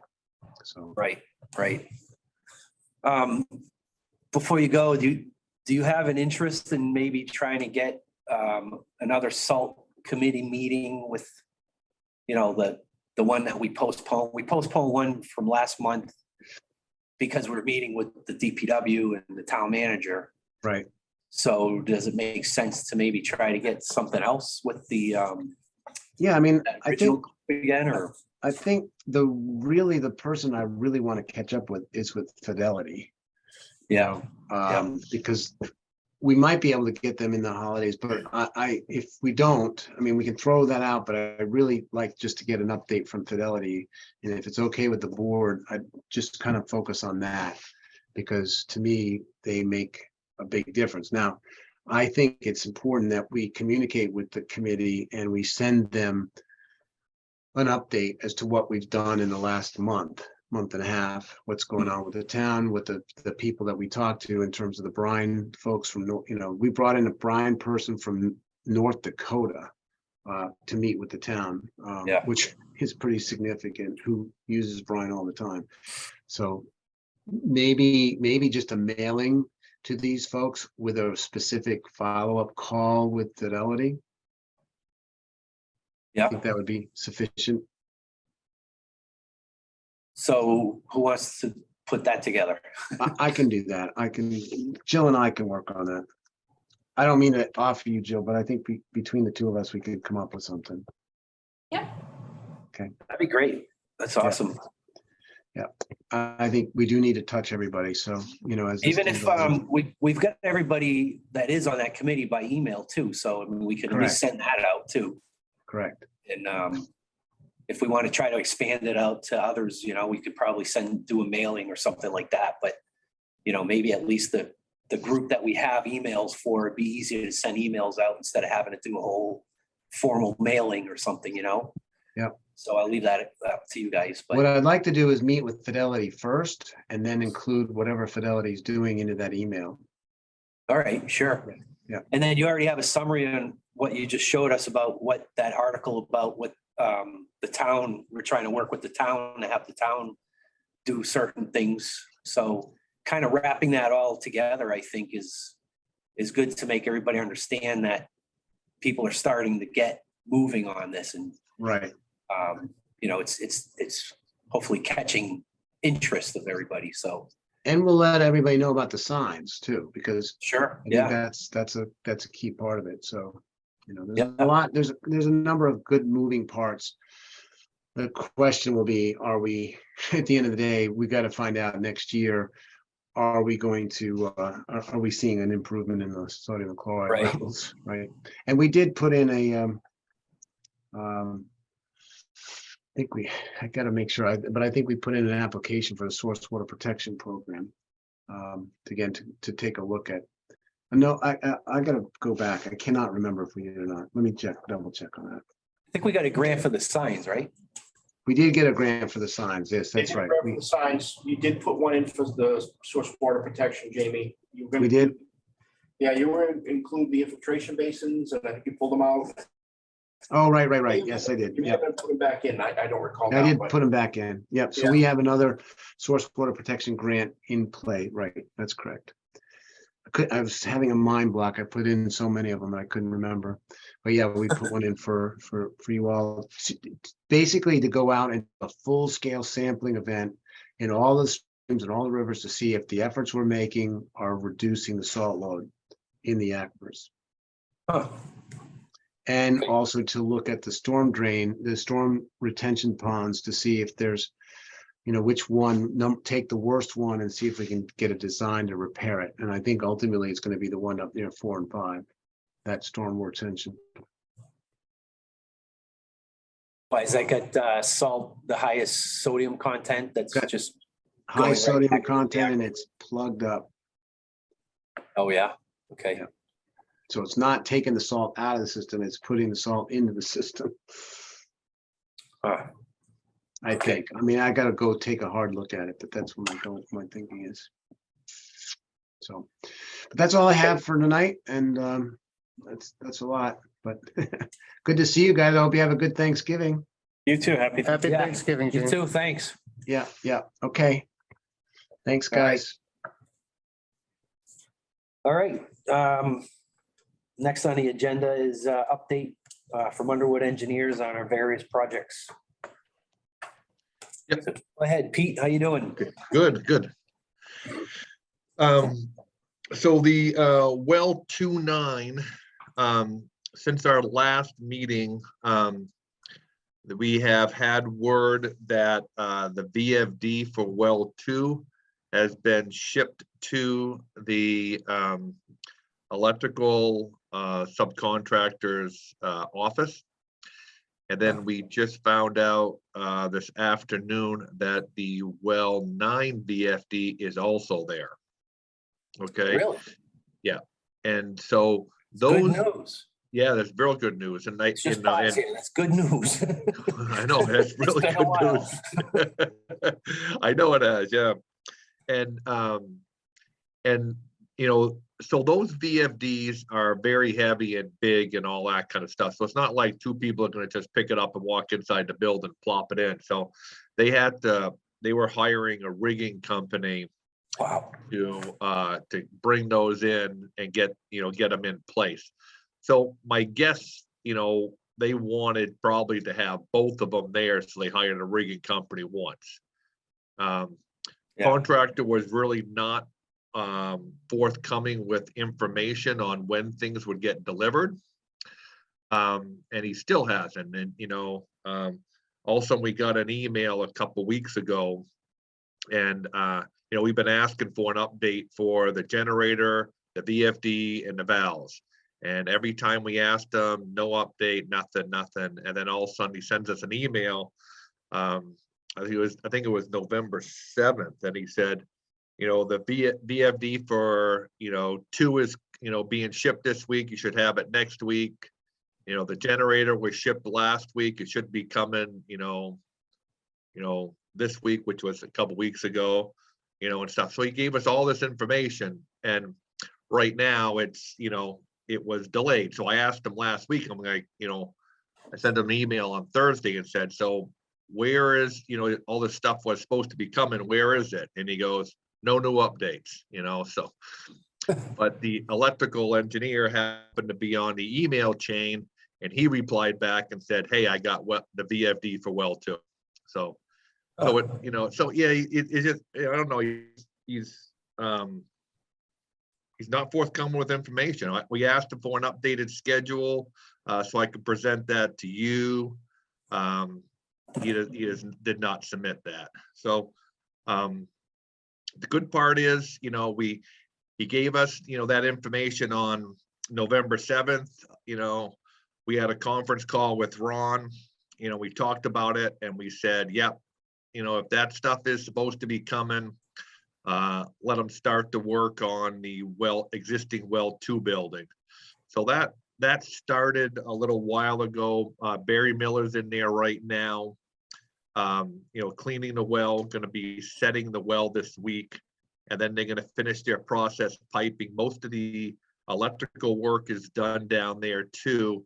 So once we get the VFDs in there, I think we should be good. The one component that I still don't know where we stand on is the class 250 butterfly valve for the well 2 building. And I tried to, I was speaking with Joel today, trying to get him to email the contractor to see if we could find that out. So if we have that, then we should have everything we need to put the system together and get it online. So that's good. The one problem that we have on that is, so they might have to do rigging twice because they do not have their VFD cable go to well 9. They ordered that too late. So they ordered that this spring. They had approval on that in August of 21 for the VFD cable. And then we signed a change order to start the work in November. And then the contractor was looking to, and he was looking to order it, and he changed VFD cables, or the manufacturer, to save some money back in, I believe it was early June. So I don't know why they waited that long, but they have to get that VFD cable in there. We're running 2 sets of cables down to well 9 because of the length and the voltage drop going out there, that we need large cables. And those run up in through the conduit into the bottom of the VFD. So if you put the VFD in there, I don't know if that hampers any of their ability to pull that wire or not. It might not, but it might. So, but at least we can get VFD for 2 in there and get that set, get that running, and have the facility operational. So I do not have any idea of, timing of what his schedule is and when he thinks we'll be getting the GAC loaded, and when we might be, ready to start up. So Which contractor is this, Pete? it's Kinsman Corporation. So they're kind of running the show for us? They're the general contractor. Do we think that might be a little too big for us? Are we just a side project there, or? No, he does these all the, he has been in this business a long time, and I would say this is a large project, but I'd certainly say he's the one that did the PFAS plant. So I think that was probably bigger than this one.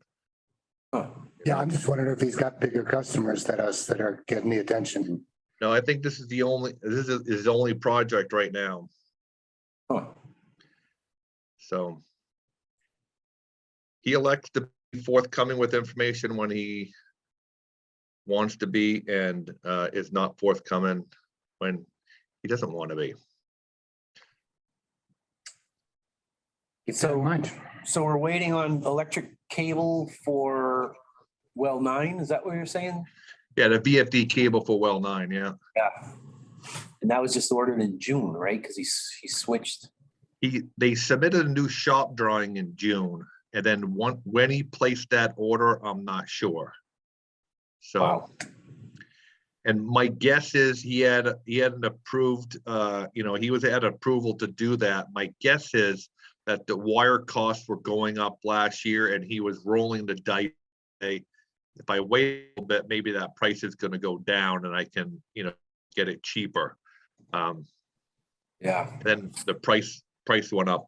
I believe the price went up even higher, So then he was, somewhat forced to order it in June, but So you went for a less expensive product then, probably.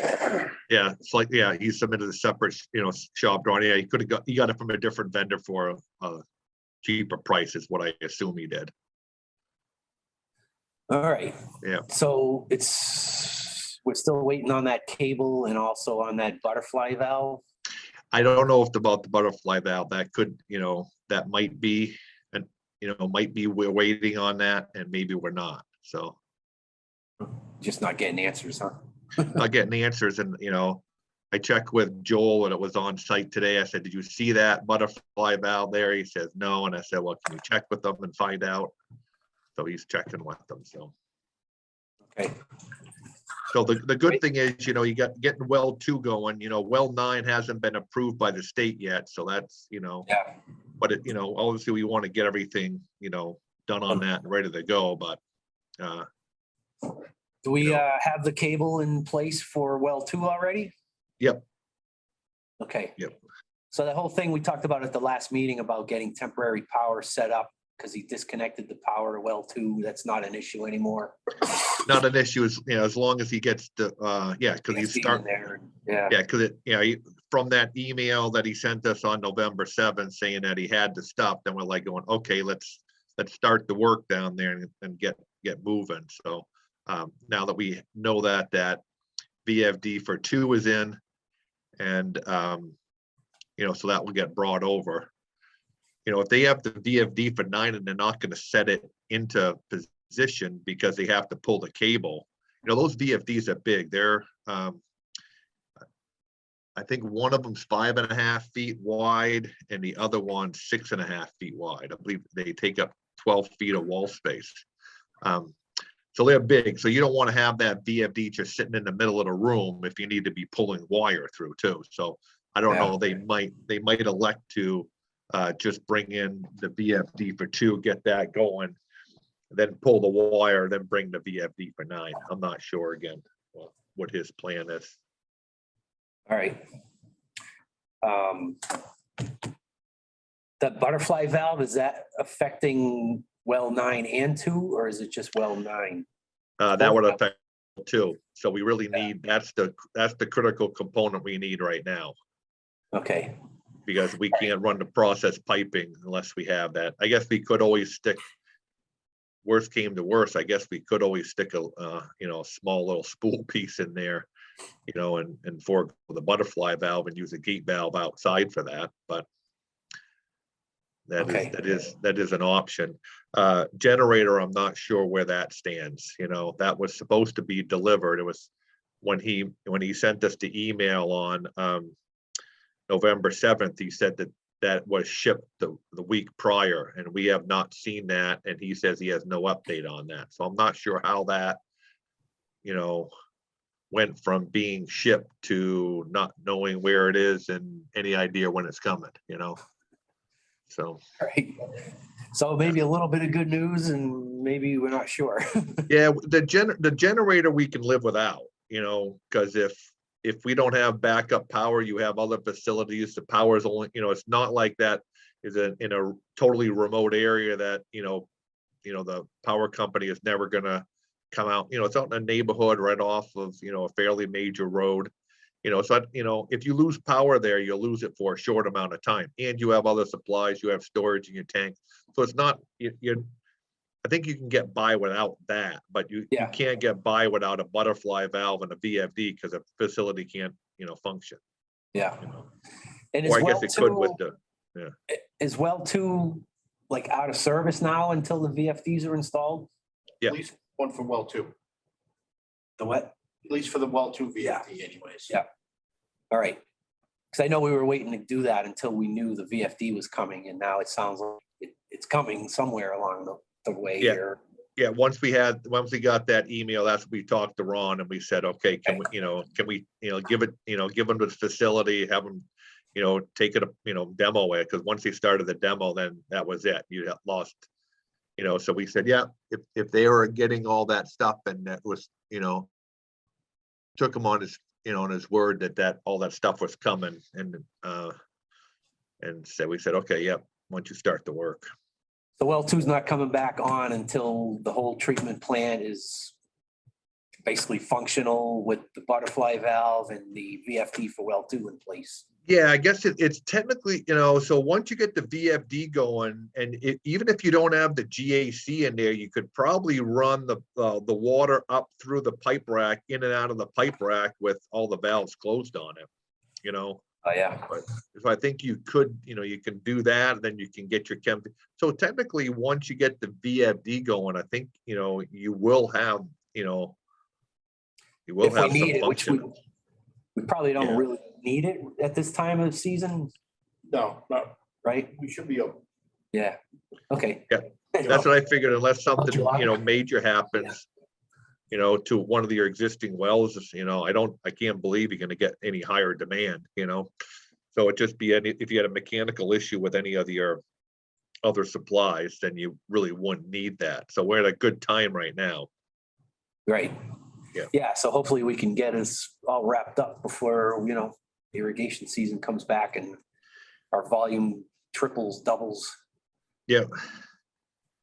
All right. Any other questions from you guys on wells 2 and Oh, sure. anything else you have for us on those wells 2 and 9? Nope, All right. no, that's it. Yeah. Move on to wells 4 and 5. 4 and 5. So 4 and 5, we heard back and we are looking to coordinate the final day for them to come out there and get the GAC. So I know an email went out last Friday on that, I believe. And we just need to respond back to them. So we'll talk to Ron and, make sure we get all that coordinated. I know typically Mondays on commissioner meeting days, Ron's busy with getting ready for the meeting and stuff. So we'll talk to him tomorrow. We do have actually a meeting tomorrow on some stuff for the, some interconnection or some control work over at the Pennachuck booster station to some of the SCADA work and control and how that's going to work out. So we'll be meeting tomorrow so we can talk about some of that maybe and get back to it.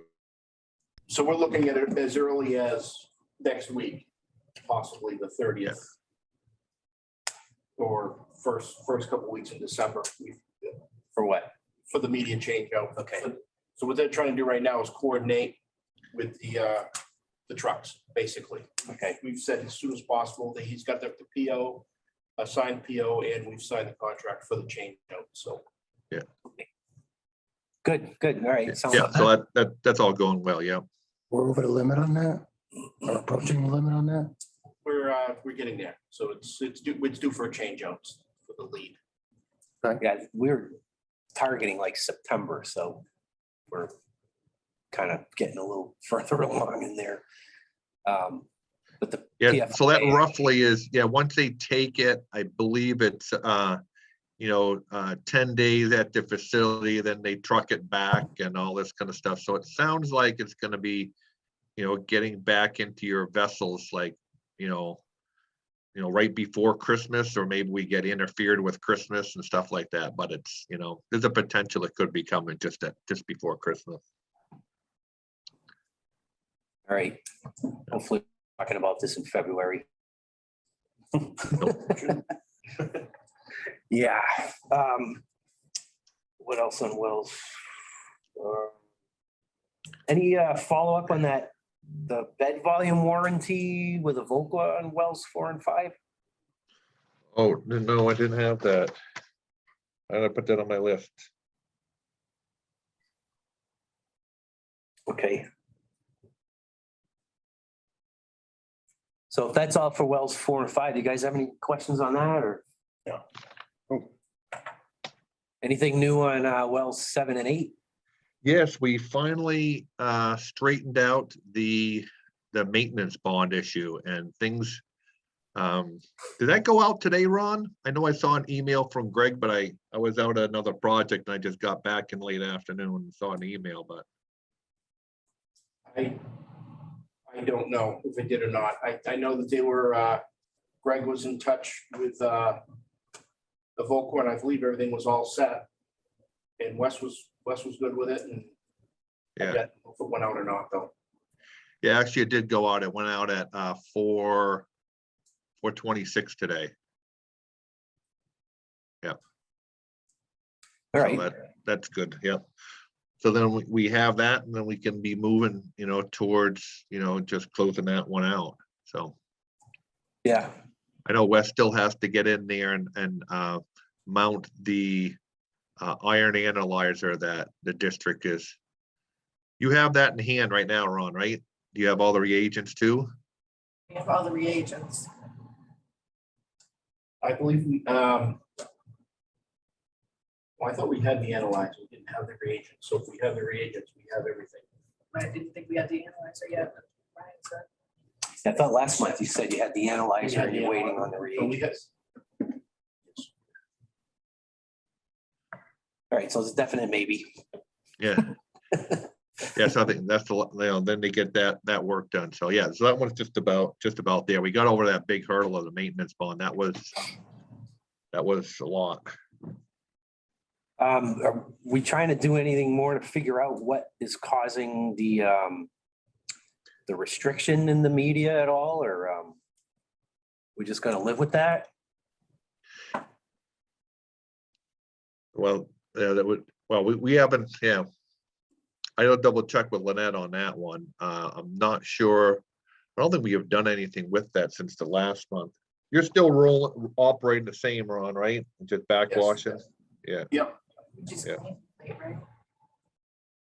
We did just plain well 8, but yeah. Yeah, I'm wondering if that's gonna help out with it too. I wonder if that's a relation Yeah. with it. It would be nice to know that.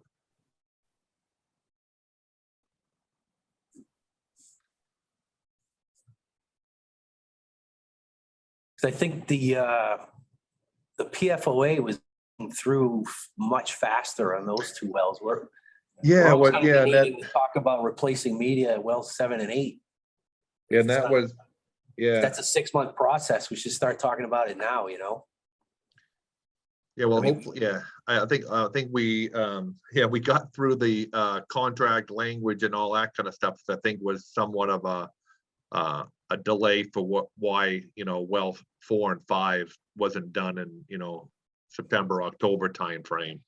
I know we went back and forth with some of the conditions and stuff like that. So now that we have those conditions, we can just use that same contract for changing out. So I think it will be easier because we have that there, so.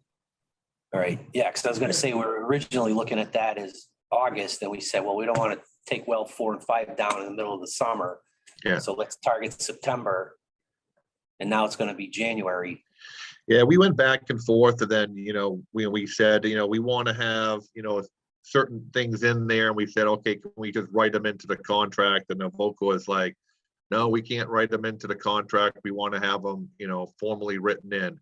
But then once they formally written in, then they had to go back through all their, higher ups and I'm not sure lawyers or whatever to, approve that and all that kind of stuff. So it took a while to go through some of those steps with them. So hopefully I have to reinvent that wheel going forward then, right? Yeah, I think that wheel's done. Yeah. So, yeah. All right, that's good. Yeah. Anything else on well 7 and 8? Any questions, anybody? No? Okay. That's We're good. getting there. And then you mentioned that nothing comes in budget, but I think on the, when the 7 and 8 budget is? for 7.823 or 2.9, if you want to call it that, that's all coming in. We're gonna be, I think we're gonna be what, about 350 in the good on that one. Wow, really? So, yeah, so I'm actually pretty happy about that because, you started out with budgets that were, or, warrant articles that were passed that were based on evaluation phase budgets. And, Yeah. we were just evaluating like, what site do we put it on, and all of a sudden somebody grabs those and, those typically aren't, detailed to the site. So, and then, with the increase in costs that we've been seeing over the last few years, I'm kind of happy those guys came in, within budget. So, Yeah, well, that's Yeah. good to hear. yeah. Yeah, we had change orders along the way on all of them, which is normal, but the overall cost of the project is right in there. So, Good. That's good to hear. yeah, that worked out nice. Yeah, happy about that. All right, good. Yeah. I guess if that's it, we can move on. Yep. You guys good Great. with everything? Any other questions? No, do you need me if there's anything else you have? Unless you want to take a look at these action items before you leave. Yeah, I did on action item 64, I think. I sent in some information and it should be in your packet, and that was Yeah, question about I just got it. Let me just check this text from Joel. He just says he didn't get a response from the contractor on the butterfly valve. So yeah, 64, that was sort of the question we had about, certification of destruction, type of thing. Are they guaranteeing that the PFAS is being, destroyed? And so it was based on some emails and Dawn, you were on that email chain and Wolf was too, but I wanted to put it in the packet so all the commissioners, sort of saw that. And I sent you sort of a letter from from Evoqua and also an email. So it kind of, they're not really saying that they guarantee that it's going to be, destroyed and all that kind of stuff. But from the research, and the efforts that Lynette had put in there, she goes, I don't think we're going to get anything better from them. So, right. So the disposal facility or the regenerative facility, it's in Darlington.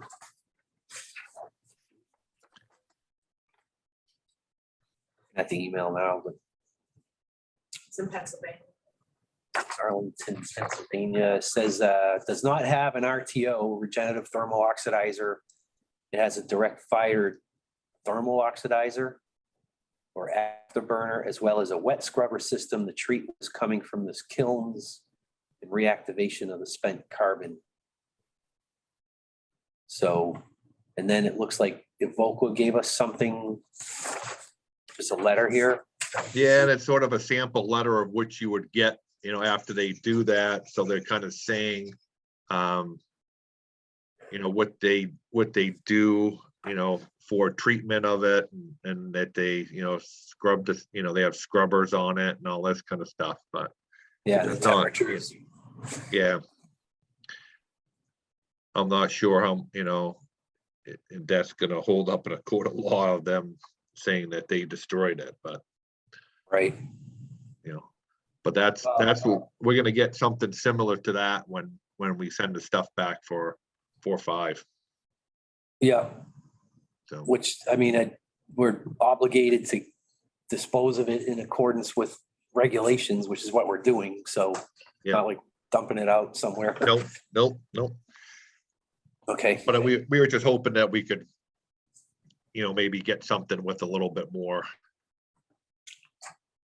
definitive answer on that, but so just looking through some of the action items, I'm seeing what was specific to Underwood in here. Let me just see. I know Keith sent Jill some stuff, or we're holding off on a few things there, Jill. Send me any attachments or anything, but No, I think you and Keith had a few emails back and forth. yeah. 56 and 57 that were already taken care of in the work session. Yeah, I don't know why there's a note on here on that was to say discussed during November meeting. But That may have been what was originally on there, and then it ended up getting discussed at the work session.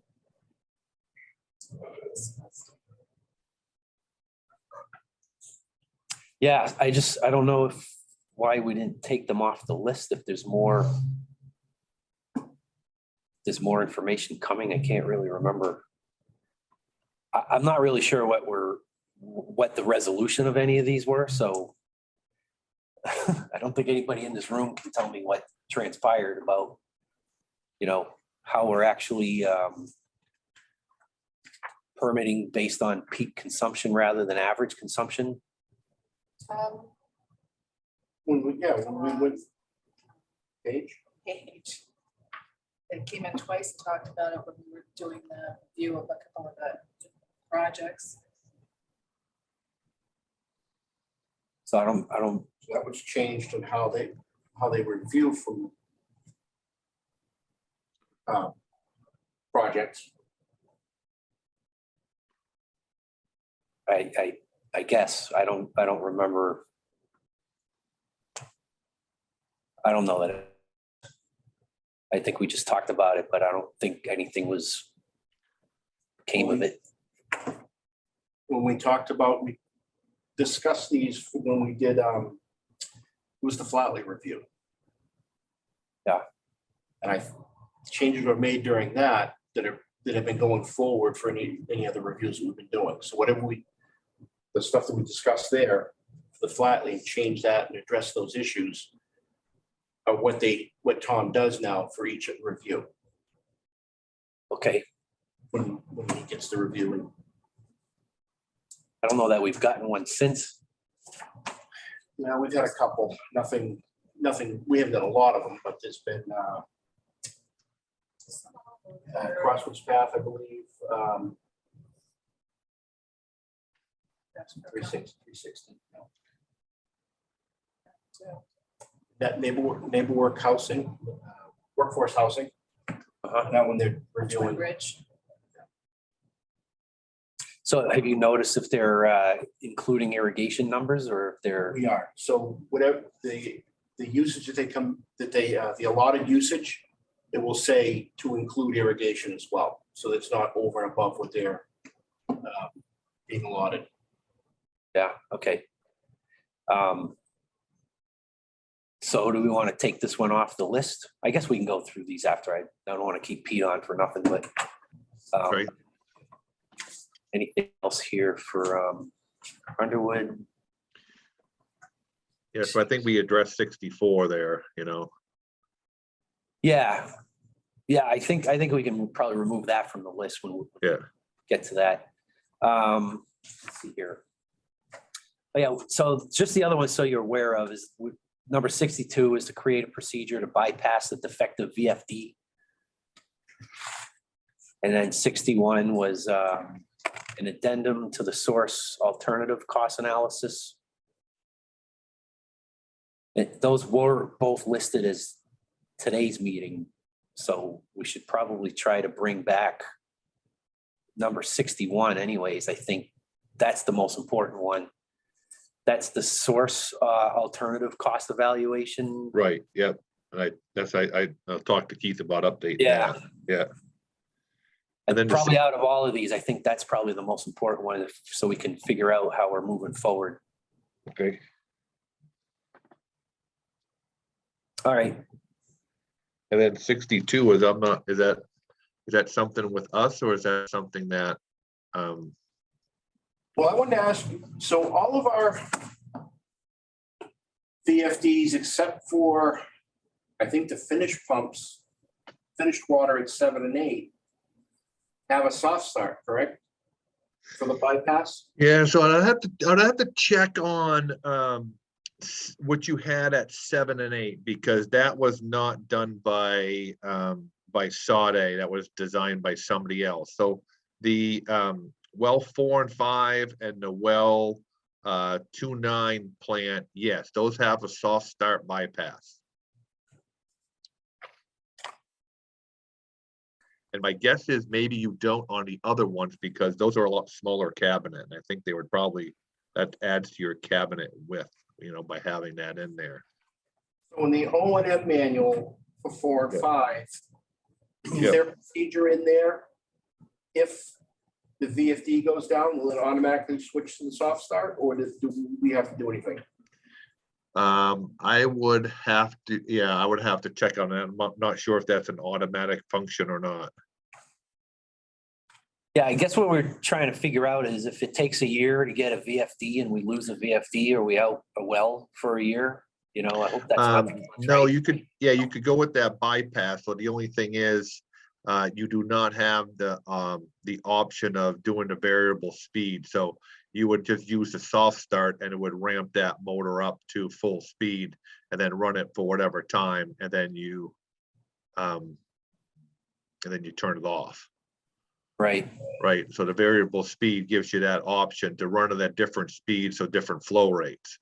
So then if you know, so the old way you used to do it when you had to soft start, if you wanted to, you know, change your flow rate, throttle a valve, so then you would put back pressure on your pump and push it on your curve and cut down the flow rate.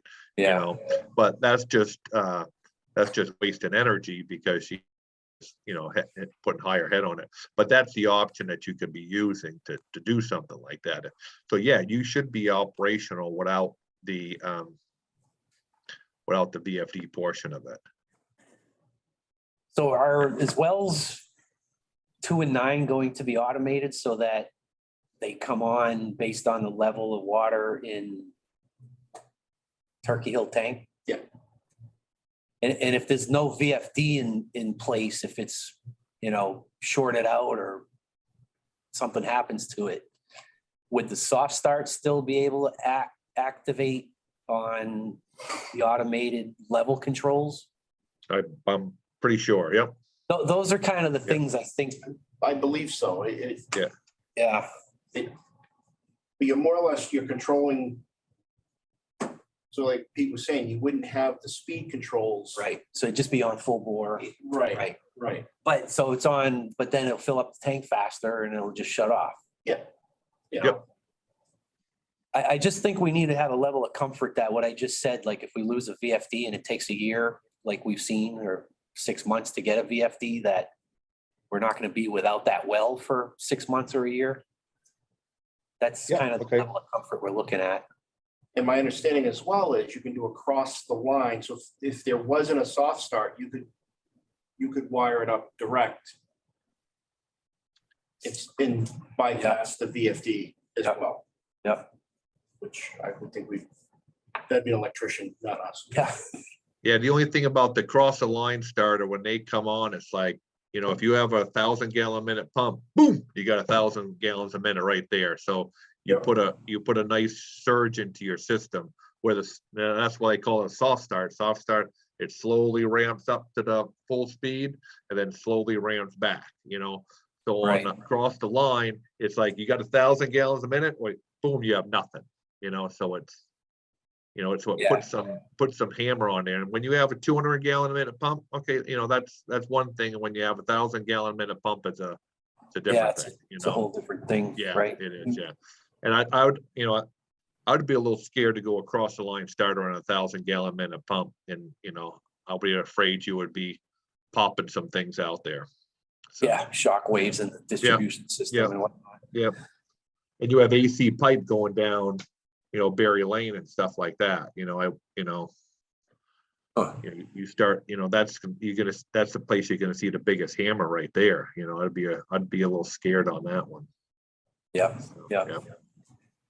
All right. I think that was all that I can see on here that needed your input. So Okay. I think we're good. All right. Any other questions from anyone? We'll let Pete go. Nope. Right, All right, thanks. thanks a lot. Right, Peter. have a good Thanksgiving. Yeah, you too. Happy Thanksgiving. Bye-bye. All right, good. We're getting further here. So I guess now we can go to number 4, which is request from Ashley Lund of 9 Sharon Ave for installation of an additional hydrant in the neighborhood. You had provided us a map, I think, in our notes here.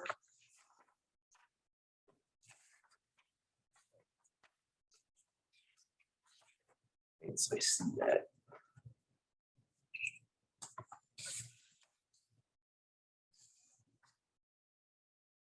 So what are we looking at for where? So Sharon Ave is that, if you go into Coda Road, Sharon Ave is that first right, that little half moon. Oh yeah, a little loop area there. Yep. So first off, I want to, everybody in this neighborhood is within 600 feet of a hydrant. But there, I guess, would be looking probably the halfway point. Almost looks like there's like a little easement into the power lines. So are they, the little red dots, it's also their hydrants locations now? That, The red dots, yes, where the hydrant is here, here. this is Sharon Ave. Okay, So somewhere in here, where the power lines don't show up on here, do they? No, but it's right, is it that gap at the top of the loop there?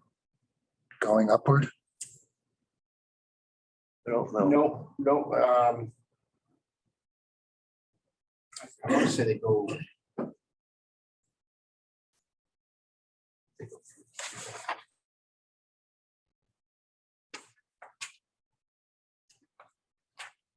I believe they come through like in this kind of an angle here. Excuse me. So where do they want to put it? So there was a fire in the power lines or in the woods or something, right? In the power line, I guess a tree had come down on the line, you know, I want to say it was like right in here is where the fire was. And they had to go back to, I believe, like either this hydrant or back out here. And they were looking to get a hydrant somewhere up on Sharon Ave. How much? How much money? Yeah. No, what? Probably a ballpark would be probably about 5,000. It would be a tap and sleeve, more, you know, I mean, we could cut the main, put people out of water, cut in a T. You do a tap and sleeve as well, and hydrants right around $3,000. So Yeah. I don't know if you need us for this decision, Ron. I mean, like I said, we would normally put one in if, I mean, it doesn't look like a bad spot to put a hydrant, and it could help us out in flushing, so. Sure. Yeah, I think from what I understand, like you said, if all the homes are within 600 feet, then we have enough fire capacity for the homes, but this was a fire kind of out in the back over there, I guess, in the power lines area. Right. So you would put it like in the middle of the U? Yeah, probably closer to like with this, it almost looks like there's an easement right here. to Yeah. Get out into the power lines, probably in that area. Okay. I feel like every house I've ever lived at, there was a hydrant out in the front yard, so I know. I haven't had a problem. What road does that come out onto? Is that Coda? Turkey Hill? Yeah, Turkey Hill's the main road. All right, so that's Meeting House that comes in there across from, I think I know where I am now. Yes,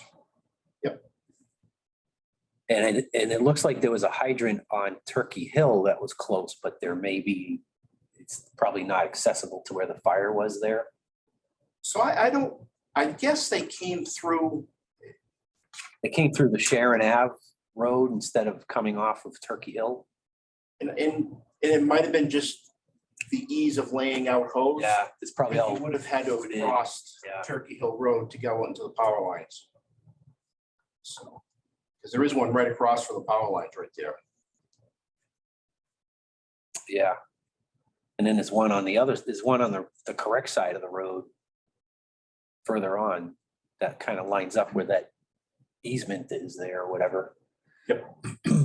But I don't know. I mean, I don't want to start setting precedent and adding hydrants to everywhere where the power lines are in case there's a fire out in the middle of the woods or something, but Right. this was close to the homes from what I understand, right? The fire was That's like very What I close. gather as well, that it Yeah. was pretty much in their back. I mean, that's where the woods are. There's no woods in the middle of the power lines where they run. It's right Right. behind the home. Yeah. So Yeah. Yeah, no, I mean, I think in this case, it's probably a good idea to have something there. Especially since, it is close to the fire was close to proximal to the home there, so. I don't think it's a significant cost. And again, these are all a case by case basis, so if somebody else comes in and says, hey, can you put a hydrant here, then we'll we have would to look at it too. look at it as well and I was wondering if, and I don't think you had a chance to speak to the fire department, but it would have been good to see what their opinion of it was. If I'm sure they wouldn't have said, no, we don't want a hydrant. I'm sure they oh, no, they would want to have a hydrant. every other house. Yeah, I'm sure. So it's kind of maybe a moot point, right? I'm sure they Yeah, would have. Yeah, more, they're always more the merrier, I was just not clear what the consideration was about which hydrant they ended up using. If maybe there was another one somewhere that they could have used that was closer, that maybe they just couldn't get access to it because it would have to pull lines through the woods or something, which doesn't make sense to do, so. I believe they hooked up to the one that's across from Sharon Ave. Okay, at that intersection with Coda. And again, they still had to lay the, and I think that was a concern, which they only laid out probably 600 feet of hose, but, Which wasn't maybe enough to get into the power lines then, Right. right? Yeah, and then they had to put a truck on the lawn and then they went from there. right. Yeah, no, I don't know if you guys are in agreement. I don't see a reason why not to. We do have money in the budget for adding hydrants into the system, and like I was saying earlier, we're talking about the fire.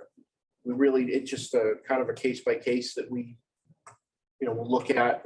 Typically, it's to help out with flushing, we'll add hydrants, or to dead ends, that kind of thing. To relieve a dead end, we'll add hydrants, so we budget for adding hydrants into the system. It looks like a decent spot to put a hydrant, so not against it. Yeah, I guess the other thing I would say is if you ever hear of any grants available to like do a system-wide evaluation just to go through and, I was wondering like if there's development, new houses that are built and if there's areas where our hydrants are more than 600 feet apart and then someone builds a house in the middle of that, or they don't have 600 feet to a hydrant, how do we catch those properties to realize that, oh, we need to go back and put a hydrant here or something? So I don't know if there are grants available to have someone take a whole look at the whole system and maybe we do have enough hydrants everywhere, but I was just wondering. There are some, Amherst Road's a good example. There's two different mains on Amherst Road up to like Piedmont. So you have Piedmont Ave. So there is,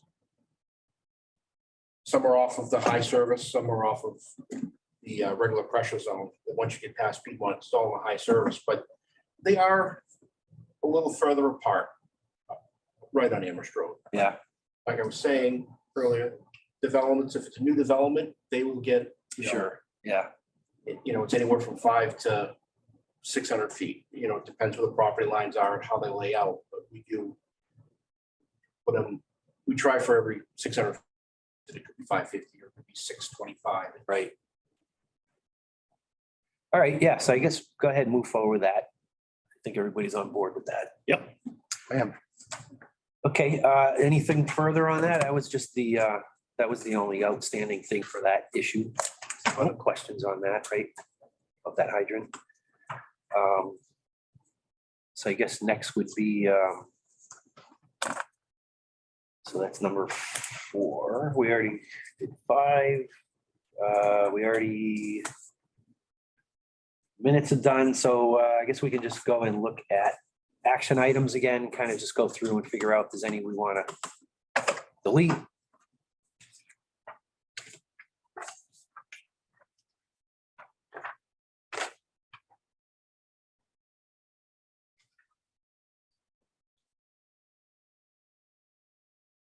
So in your packet, there was the 52 from the DES on about the Right. Yeah. Yep, I saw that. So basically, with the PFPRA PFAS compound, it was initially detected. I don't know if you read this, but as a lab person, it's funny that there's a very detailed, way over my head description of surrogates and all these other compounds and things. And it was detected initially, and then they went back and resampled a couple times. And I think the last time they used the EPA lab, and it was a different method, and everything was non-detect. So, and some numbers were as high as like 42 things to begin with. So I don't know, it's just really, it's really strange. Where is it? Behind the action items. yeah, it's behind the action items. Action items are here and then. Oh, I meant where was the distribution point? The That 42 so was far at off. a I wonder if house. there's anything, That was at a faucet, I think a Silcock at someone's house on our system. So I mean, there could be other, was it next door to Single Pane? no. No, it was MVD water. So it's, it was over off of, what the heck road was that? The one off of Do a field blank. French Court. But what is weird is did we get them? So we tested or contract connection. Did a couple points within the system, Packet right here. but I don't recall it being that high. So this was Eurofins. They tested all over. It wasn't just Merrimack. It was other places, Bellamy Reservoir, Portsmouth. They tested MVD water. And these are the numbers they got originally with Eurofins. This was actually the follow-up. There was even ones earlier than this that were higher. I think I want to say, well, Was the state doing this? yeah, it was a grant from DES. Tell me using the Hampshire lab. I don't know. You'll have to read this. I can't go into all of everything. that they- Going from 40 to non-detected would be a very unusual situation. Yeah, I read up in there. I'd be curious to know about what your take is of that. But it's funny how they talked about all of these surrogates and other, 6-point calibration curves and stuff that I'm not familiar with, but it was basically a well-done explanation to tell us the methods aren't developed well enough yet to really rely on any results, I think is what the conclusion was. Because it's PFPRA, it's not even it was a panel that was done with 70 compounds instead of the 25 or I mean, 28 that we if normally it's run. that new and it's that volatile as far as the results, I don't think it's worth spending any time on. I really don't have any, Surrogates are just injected into the sample at the beginning of the process, a known quantity. It follows the sample through the whole process. And if they come out much less, like usually a surrogate would be acceptable if it's like 70 to 130% of its original value, 80 to 120. Depends on the analysis. okay, So if it's coming out at 30, it means it didn't work well. And you would get a lower than expected result. If it's coming out at 150, it didn't work well, and you're gonna get a higher than expected result. okay. But yeah, I know when we first started with PFAS, we were getting wildly different results Yeah, from 3 different labs when we first started sampling. And that's when Brennan and I were talking about what the differences were and stuff. Was the method that the labs were using were different? Yeah, so when they first came out with isotope dilution, I don't know if you're using that, Those are all self-developed by labs and all different. They got approved by the lab accreditation program on each on its own merit. So they weren't that different because the concept itself is defined. But it wasn't until they came out with 533 that there was a standardized method for isotope dilution. Typically, my understanding is that you would expect a higher result with an isotope dilution method than you would with a 537. 533, 533 modified? 533 is not modified. What they did was the labs called their in-house isotope dilution method 537 modified. Later on, the accreditation program came out and said that's a misnomer. Has nothing to do with 537. It's not even close. So it's not modified 537. It's their own method they developed in-house to do it. So you do have to look at the methods, and you would expect some variation from method to method. But again, to go to from 40 to non-detect is extremely unusual. Makes me wonder if St. Comain wasn't filtering that day and they got a gust of PFAS and their outside tap I sampling. don't know, it could be. And that's why I asked if they were doing field. Because if you experience the same problem with the field blanks, Right. then there could be some outside contamination. They're talking in here But if you about don't, then it's probably a process problem. a lack of a match stamp, stable isotope surrogate. Yeah. So anyways, I think we've chased that one as far as we're gonna go on it. So that number, as far as I'm concerned, I think can probably come with the action items. That was number 52. So if you're following that, Amanda, you can put that one to rest, number 52. All right, let's go from the start on these. 2 is ongoing. I think that one, the information's due in January. Number 23, the PFAS sample points, that was actually in our packet. So we have the distribution PFAS results in there, so that's good. Amanda, I think you put this as monthly and it's quarterly, so the next one would be January.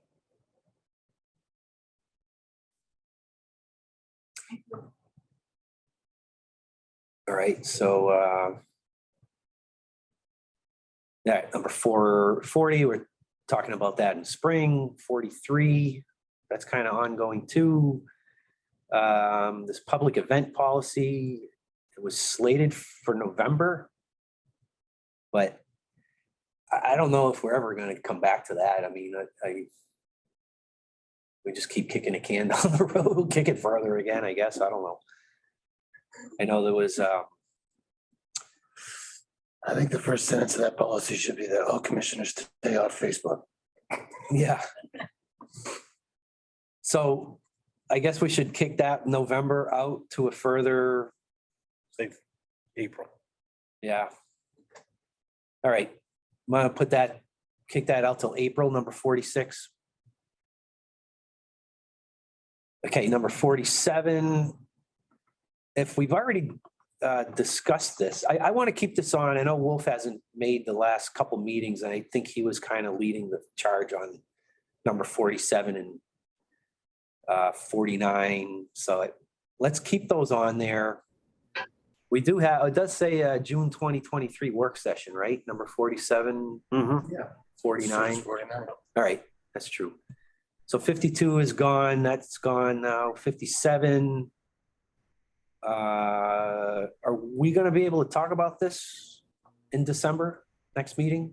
Because I think this is gonna work into the budget, Yeah, that's why it says discuss in December for budget purposes. how to handle the, paid time off. Is that what it is? Oh, 55. I 55? thought you Yeah. went to 57. Oh, I say 57? No, I meant 55, sorry. Yeah.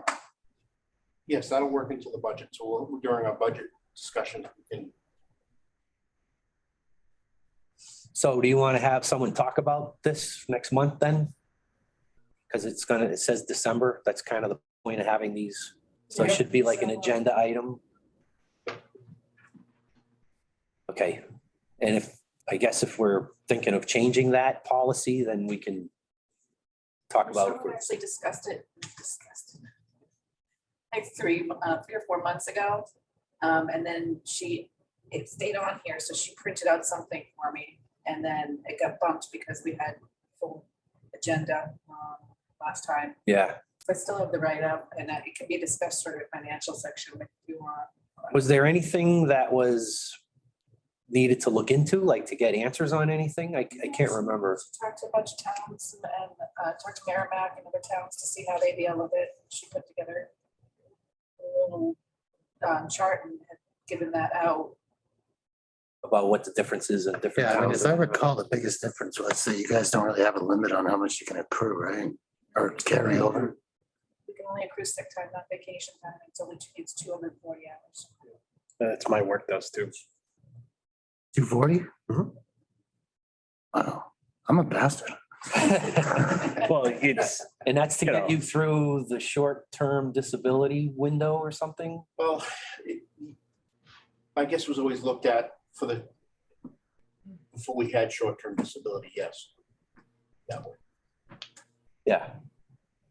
I am a little more light on my feet. I can make policies like there's no limit to COVID sick time like that. So it's a different Yeah, I'm comparison. sure public and private is a lot Yeah, different animal there. Well, all right, I mean, since it's on the list to talk about in December, and I think following December is our budget time, so it makes sense to keep it. I have a separate line, a separate agenda item, because if we're gonna make decisions on it, if we are, it should be on the agenda. Because I think if we vote on things, it's better if it's on the agenda for the public to come in and weigh in. If that's my understanding is we're not prevented from voting on things that are not on the agenda, but it's better if they are on the agenda. Like, you don't want to just pick up a topic out of the blue and vote on something and set a policy without having it be listed on the agenda, right? So I think if we could remember to try to keep that as an agenda item, just review of the PTO policy for next month, like we'll be good.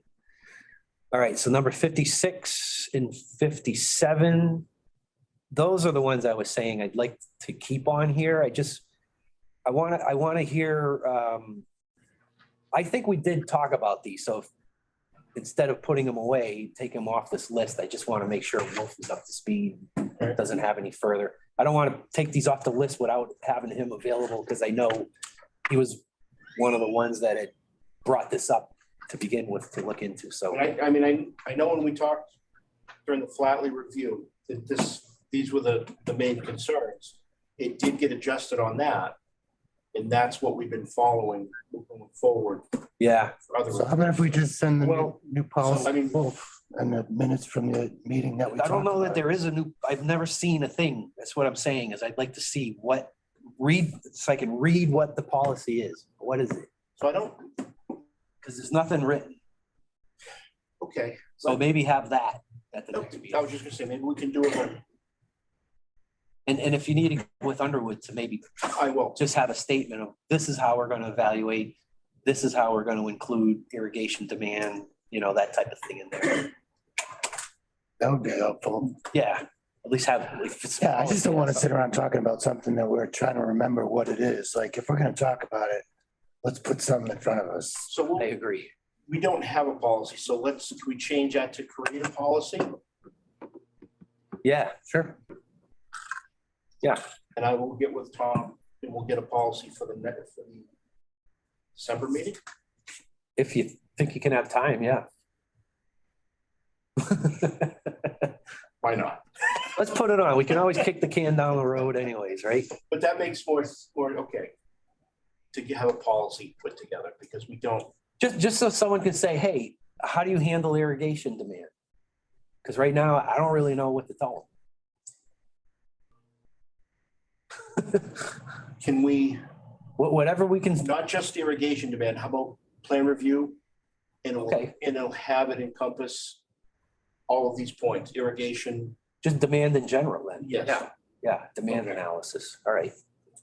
All right, so so 56, You want to just change it for the December meeting?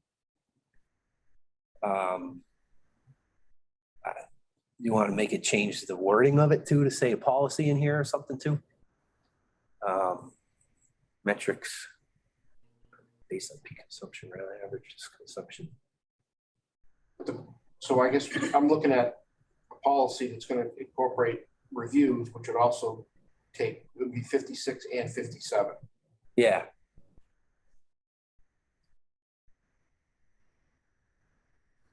All right, so 56, 57, we'll try to tackle those in December. 58 says that was supposed to be due this month. I don't know. Report to be given in November, the graphs for minerals. I saw those. Is that all minerals or just the sodium chloride? 'Cause he did that today, I right? think he does iron, manganese, hardness, that type of stuff. Oh, So I guess if you want to just follow up with Jamie, see if he's got those graphs updated. So we were doing that quarterly. That- we did that last month. Did we do it last month?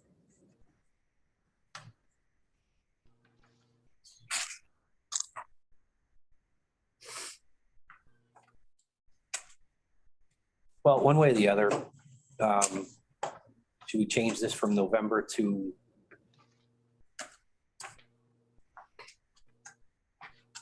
Would that be December or, I mean, we haven't seen, I just thought those were quarterly. The PFAS is doing monthly.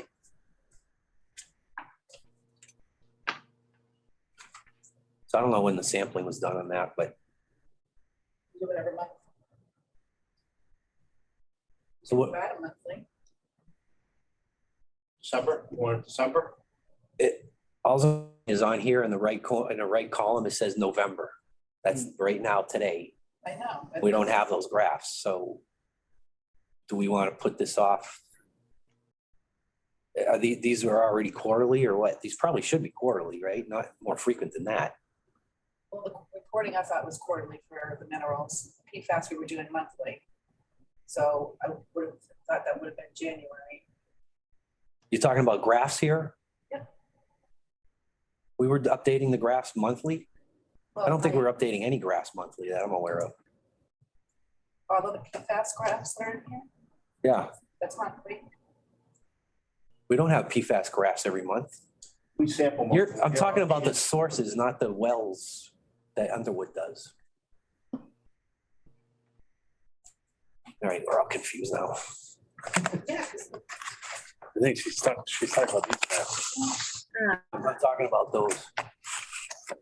I just pulled up these are, I think, September's meeting minutes. The packet from the October board meeting, the packet that went out, so they would have been September meeting minutes. They also said November. All right. So Jamie Emery graphs minerals. And I think he has been doing those quarterly in the past, which I still agree is fine. I think they were due in November, is what this is telling me. And that kind of substantiates what you're saying, maybe. So just reach out to Jamie and find out if he's got those done, if he can get those out to us in December, I guess. So let's change number 58 in the right column to put December. Okay. I mean, it's just good for us to keep an eye and on the these quarterly things. frequency. Yeah, I mean- So we remember that. Yeah, number 58, change that to say quarterly graphs. Okay. And he was also doing the PFAS graphs too of the source water, wasn't he? He was, but I think Underwood's doing those, right? Yeah, for media. So are those graphs at the end of this packet, do they update those monthly? Monthly, Lynette does. Okay. Are they on here somewhere to do those graphs? No, they've just been doing them right along. Okay. All right, I guess we can move on then. You guys are good with that? I think everybody else but me, so. What do we got? Number 59. How are you looking for discussing that for December? The evaluation of proactive measures to track and correlate customer water quality complaints with discoloration, sediment, and chlorine. I don't know where we're at on. Yeah. 2 months worth of billing issues. Sounds like, yeah. Said time to do it. Now, let's probably push that off till a future month then, because I think we got a lot probably going on in December.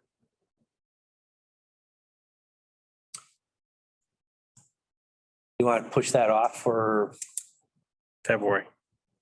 Well, actually, February, we can't do February, right? Because of the voting. yeah, we'll start getting into annual, the first 3 months of the year are kind of April it is. April, put it in April. All right, move number 59 to April. Number 60, I think we can eliminate because, I talked to, well, I didn't actually talk to him, but I did text him again. I tried emailing him, every email I had for him bounced back. But I did shoot him a text. He was supposed to get me that for today, but he didn't, oh, really? so. Well, let's leave it on then. If he says he has it, then, all right, okay. We're looking for NSF 61 approval of his zeolite. Okay, so what do we want to do about 61? I guess if you can reach out to Keith and find out if he's gonna be ready to discuss number 61, which is the source alternative cost analysis. It was on here, it was supposed to be ready today, but apparently nobody kept track of that or something, I don't know. Right? What am I thinking? Do we have an addendum? An ESR? I think I saw it at the last meeting. So he's aware of it. I mean, it's obviously it's something we need to do anyways, because we're gonna be looking at, The artificial recharge. well, I mean, we just worked through the contract for Penachuk to give us time to look at Yeah, the other sources. So it's on his radar. yeah, so that's the whole thing is that there's a series of events here. I don't think we want to move forward yet with artificial recharge unless we know how it compares to the other options that we have available to us. So I think we need to look at what the source options are, and there were like 10 or 11 of them. Yeah. And then pick one of those, which one of them is artificial recharge, one of them is Mitchell Woods. So I thought Penachuk was out of the picture for the long run because of the PFAS in the water, but That could be, so I think one of the options was to build a treatment plant to treat Penachuk's water. I just don't think we ever picked which alternative we want. The board as a whole hasn't said, no, you're right. let's do this, let's do that. Everyone's talking about artificial recharge in Mitchell Woods, but no one's actually said, let's do this, No, you're absolutely, no, that is true. you know? So I don't know how Sounds everyone's smart, making yeah. decisions on moving forward when the board hasn't said which one to move forward with. Because artificial recharge is not, it's one of the most expensive ones. It is. I'm only going off of the work session we had where it was decided that we should go with a contract with Penachuk for a Yeah. 3-year period to further this other stuff along to get somewhere with it. So that's where the confusion is. Right. So you know, we'll So I guess if you want to touch base with Keith and see if he is ready for this in December. Because I think it's important, because I think we're not moving forward on anything else. At least I'm not voting for moving forward on anything else unless we know which source options we want to pursue. Because we haven't looked at that. The only thing final yet. I know we're pursuing is well 9. Right, That's the only thing I knew right, pursuing. right. And I think we had discussion a little bit about Mitchell Woods, and I think it was something about funding or whatever but it wasn't for development, but just to have it as the backup for future. And I thought too that we actually had, Underwood was going to do a refined cost analysis on Mitchell Woods as well. I thought he was gonna do one for that whole. For all the sources, yeah, I thought so too. He was gonna go back and I just haven't, I don't remember seeing any of that. I remember talking about something in June, but it wasn't fully, it didn't have all of the cost items updated on. didn't, and I almost want to say that the Penachuk contract kind of took over It did, to get that into place. Yep. And to start. Yep. So. yeah, so that's probably why, It'd be a good idea for Yeah. December, especially where we're coming to the budget season. right, yeah, exactly. It's good. So I will get with Keith and, Okay. Because that's the big one, number 61, if we can get that squared away next month. If we can have a full board maybe and everybody can choose based on the cost analysis of all the sources, let's move forward with this and that, and then we can get past this. That's been lingering for over a year. All right. longer than that. Yeah, I know. We already talked about number 62. I think Peter's gonna look into that. I'm actually gonna meet with Peter tomorrow. Okay. So I will. Again, I don't think that's a burning issue, but it's something that we want to make sure we can address, number 62. Number 64, I think we're good to delete. Jill said that's the burning issue. Which one? 64. 64, yeah. The burning PFAS.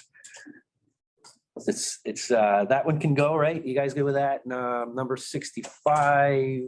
Oh, yeah. Is that part of your, So I got the questions answered, got those off.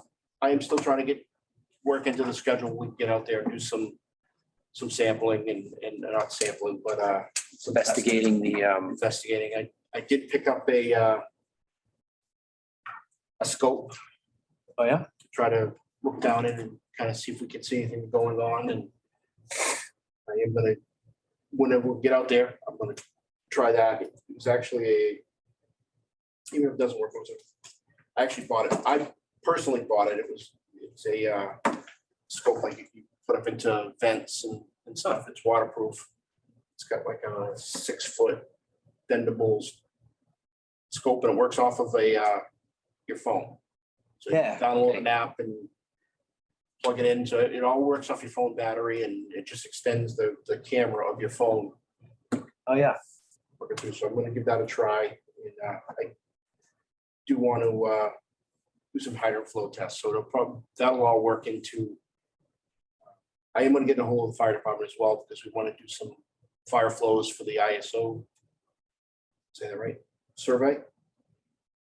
I don't know what off the top of my head when that needs to be done, but I know that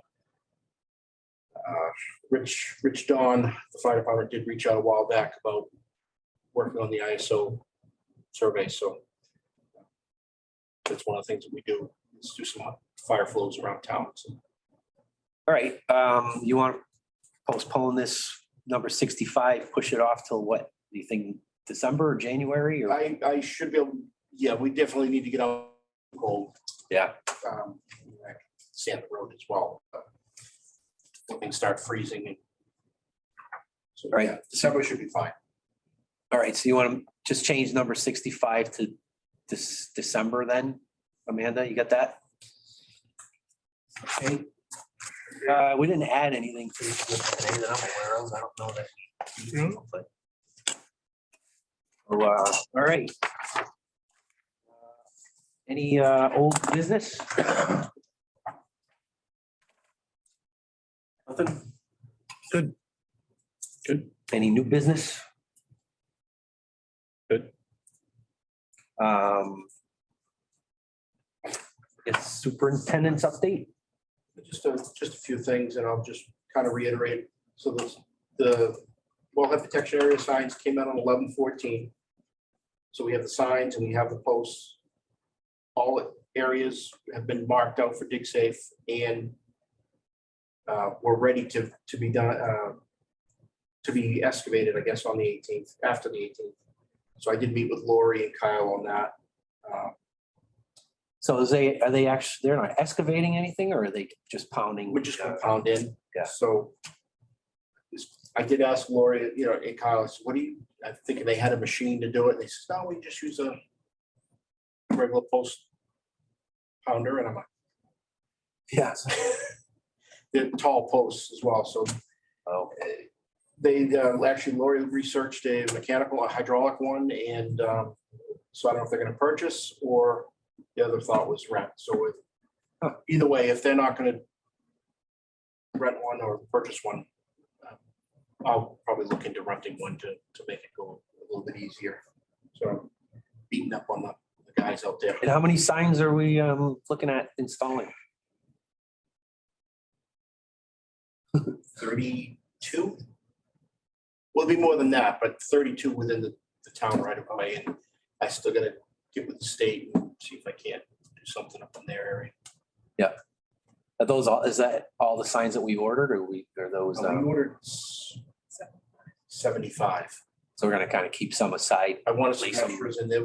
So yeah, and then the state, would- that area probably. Okay. Use a bulk, maybe 5. I don't know. Good. My hopes is that if we needed a few. Sneak some in. Just sneak them in, work some in if we need additional signage. Okay, We actually had well 8 cleaned. Last week before, and like Pete had mentioned, they're actually, they went from well 8 being cleaned, they're over at well 2. Cleaning well 2 out and setting that pump. And then 7's already on the schedule for the spring as well. So 8, we cleaned 7 last spring. 8 wasn't able to get cleaned. We weren't able to work it into it. It's worked it in now and probably the way we'll keep going. good.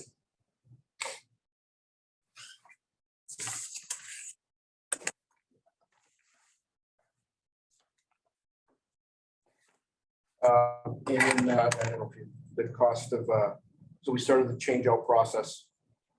I gave you the dates earlier that we were looking at. And the total for the changeouts, 66,588. That's for the carbon that wells Regen and- work by. Yeah. And then I went with the acid washed. For the makeup. For the makeup. Whole.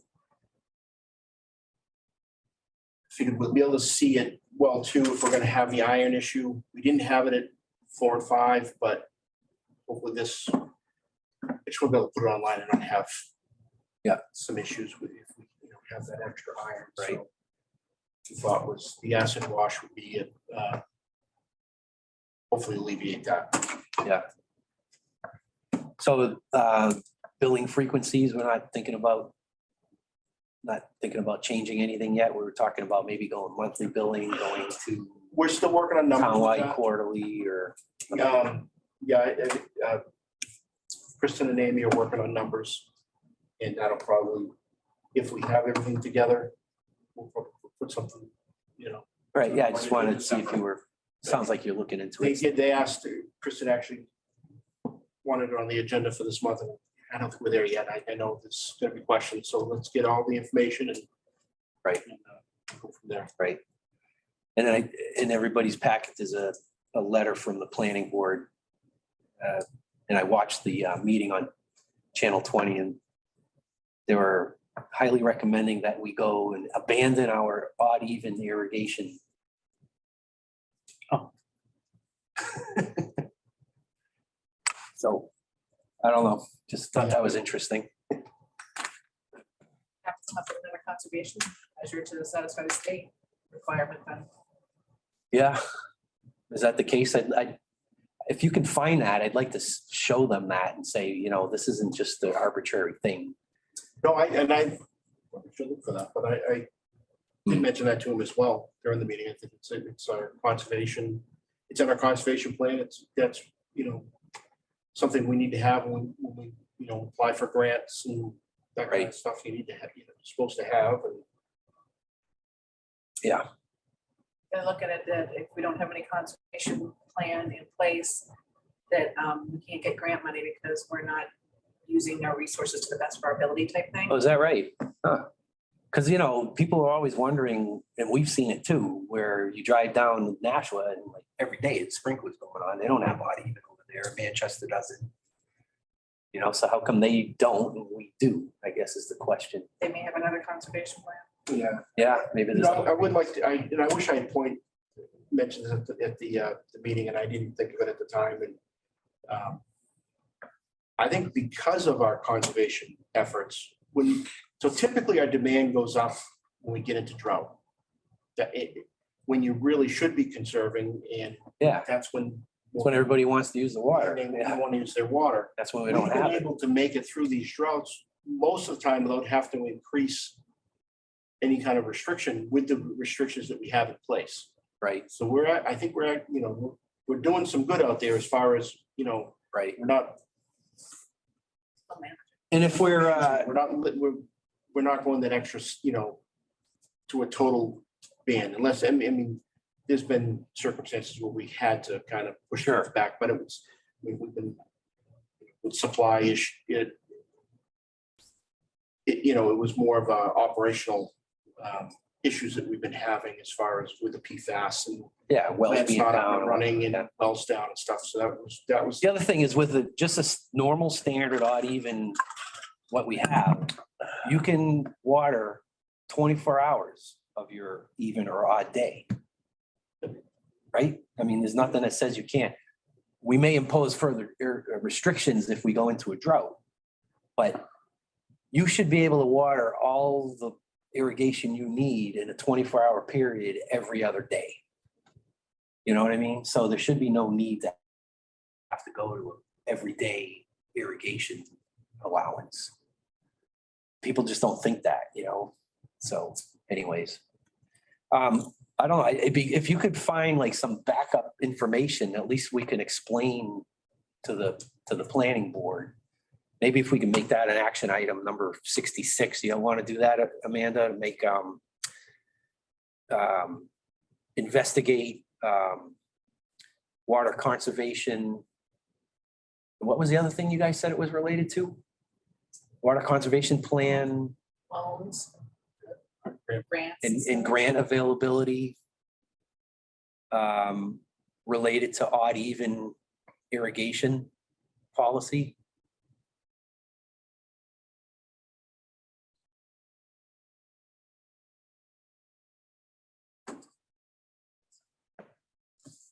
You could put that under Ron's name.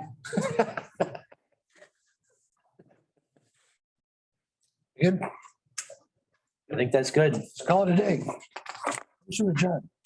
Seconded. Adjourned, second by Ken. All those in favor signify by saying aye. Aye. Aye. Thanks, everyone. See you next month, Merrimack. Colin, you all set? Have a good Thanksgiving. You too. Happy Happy Thanksgiving. Thanksgiving.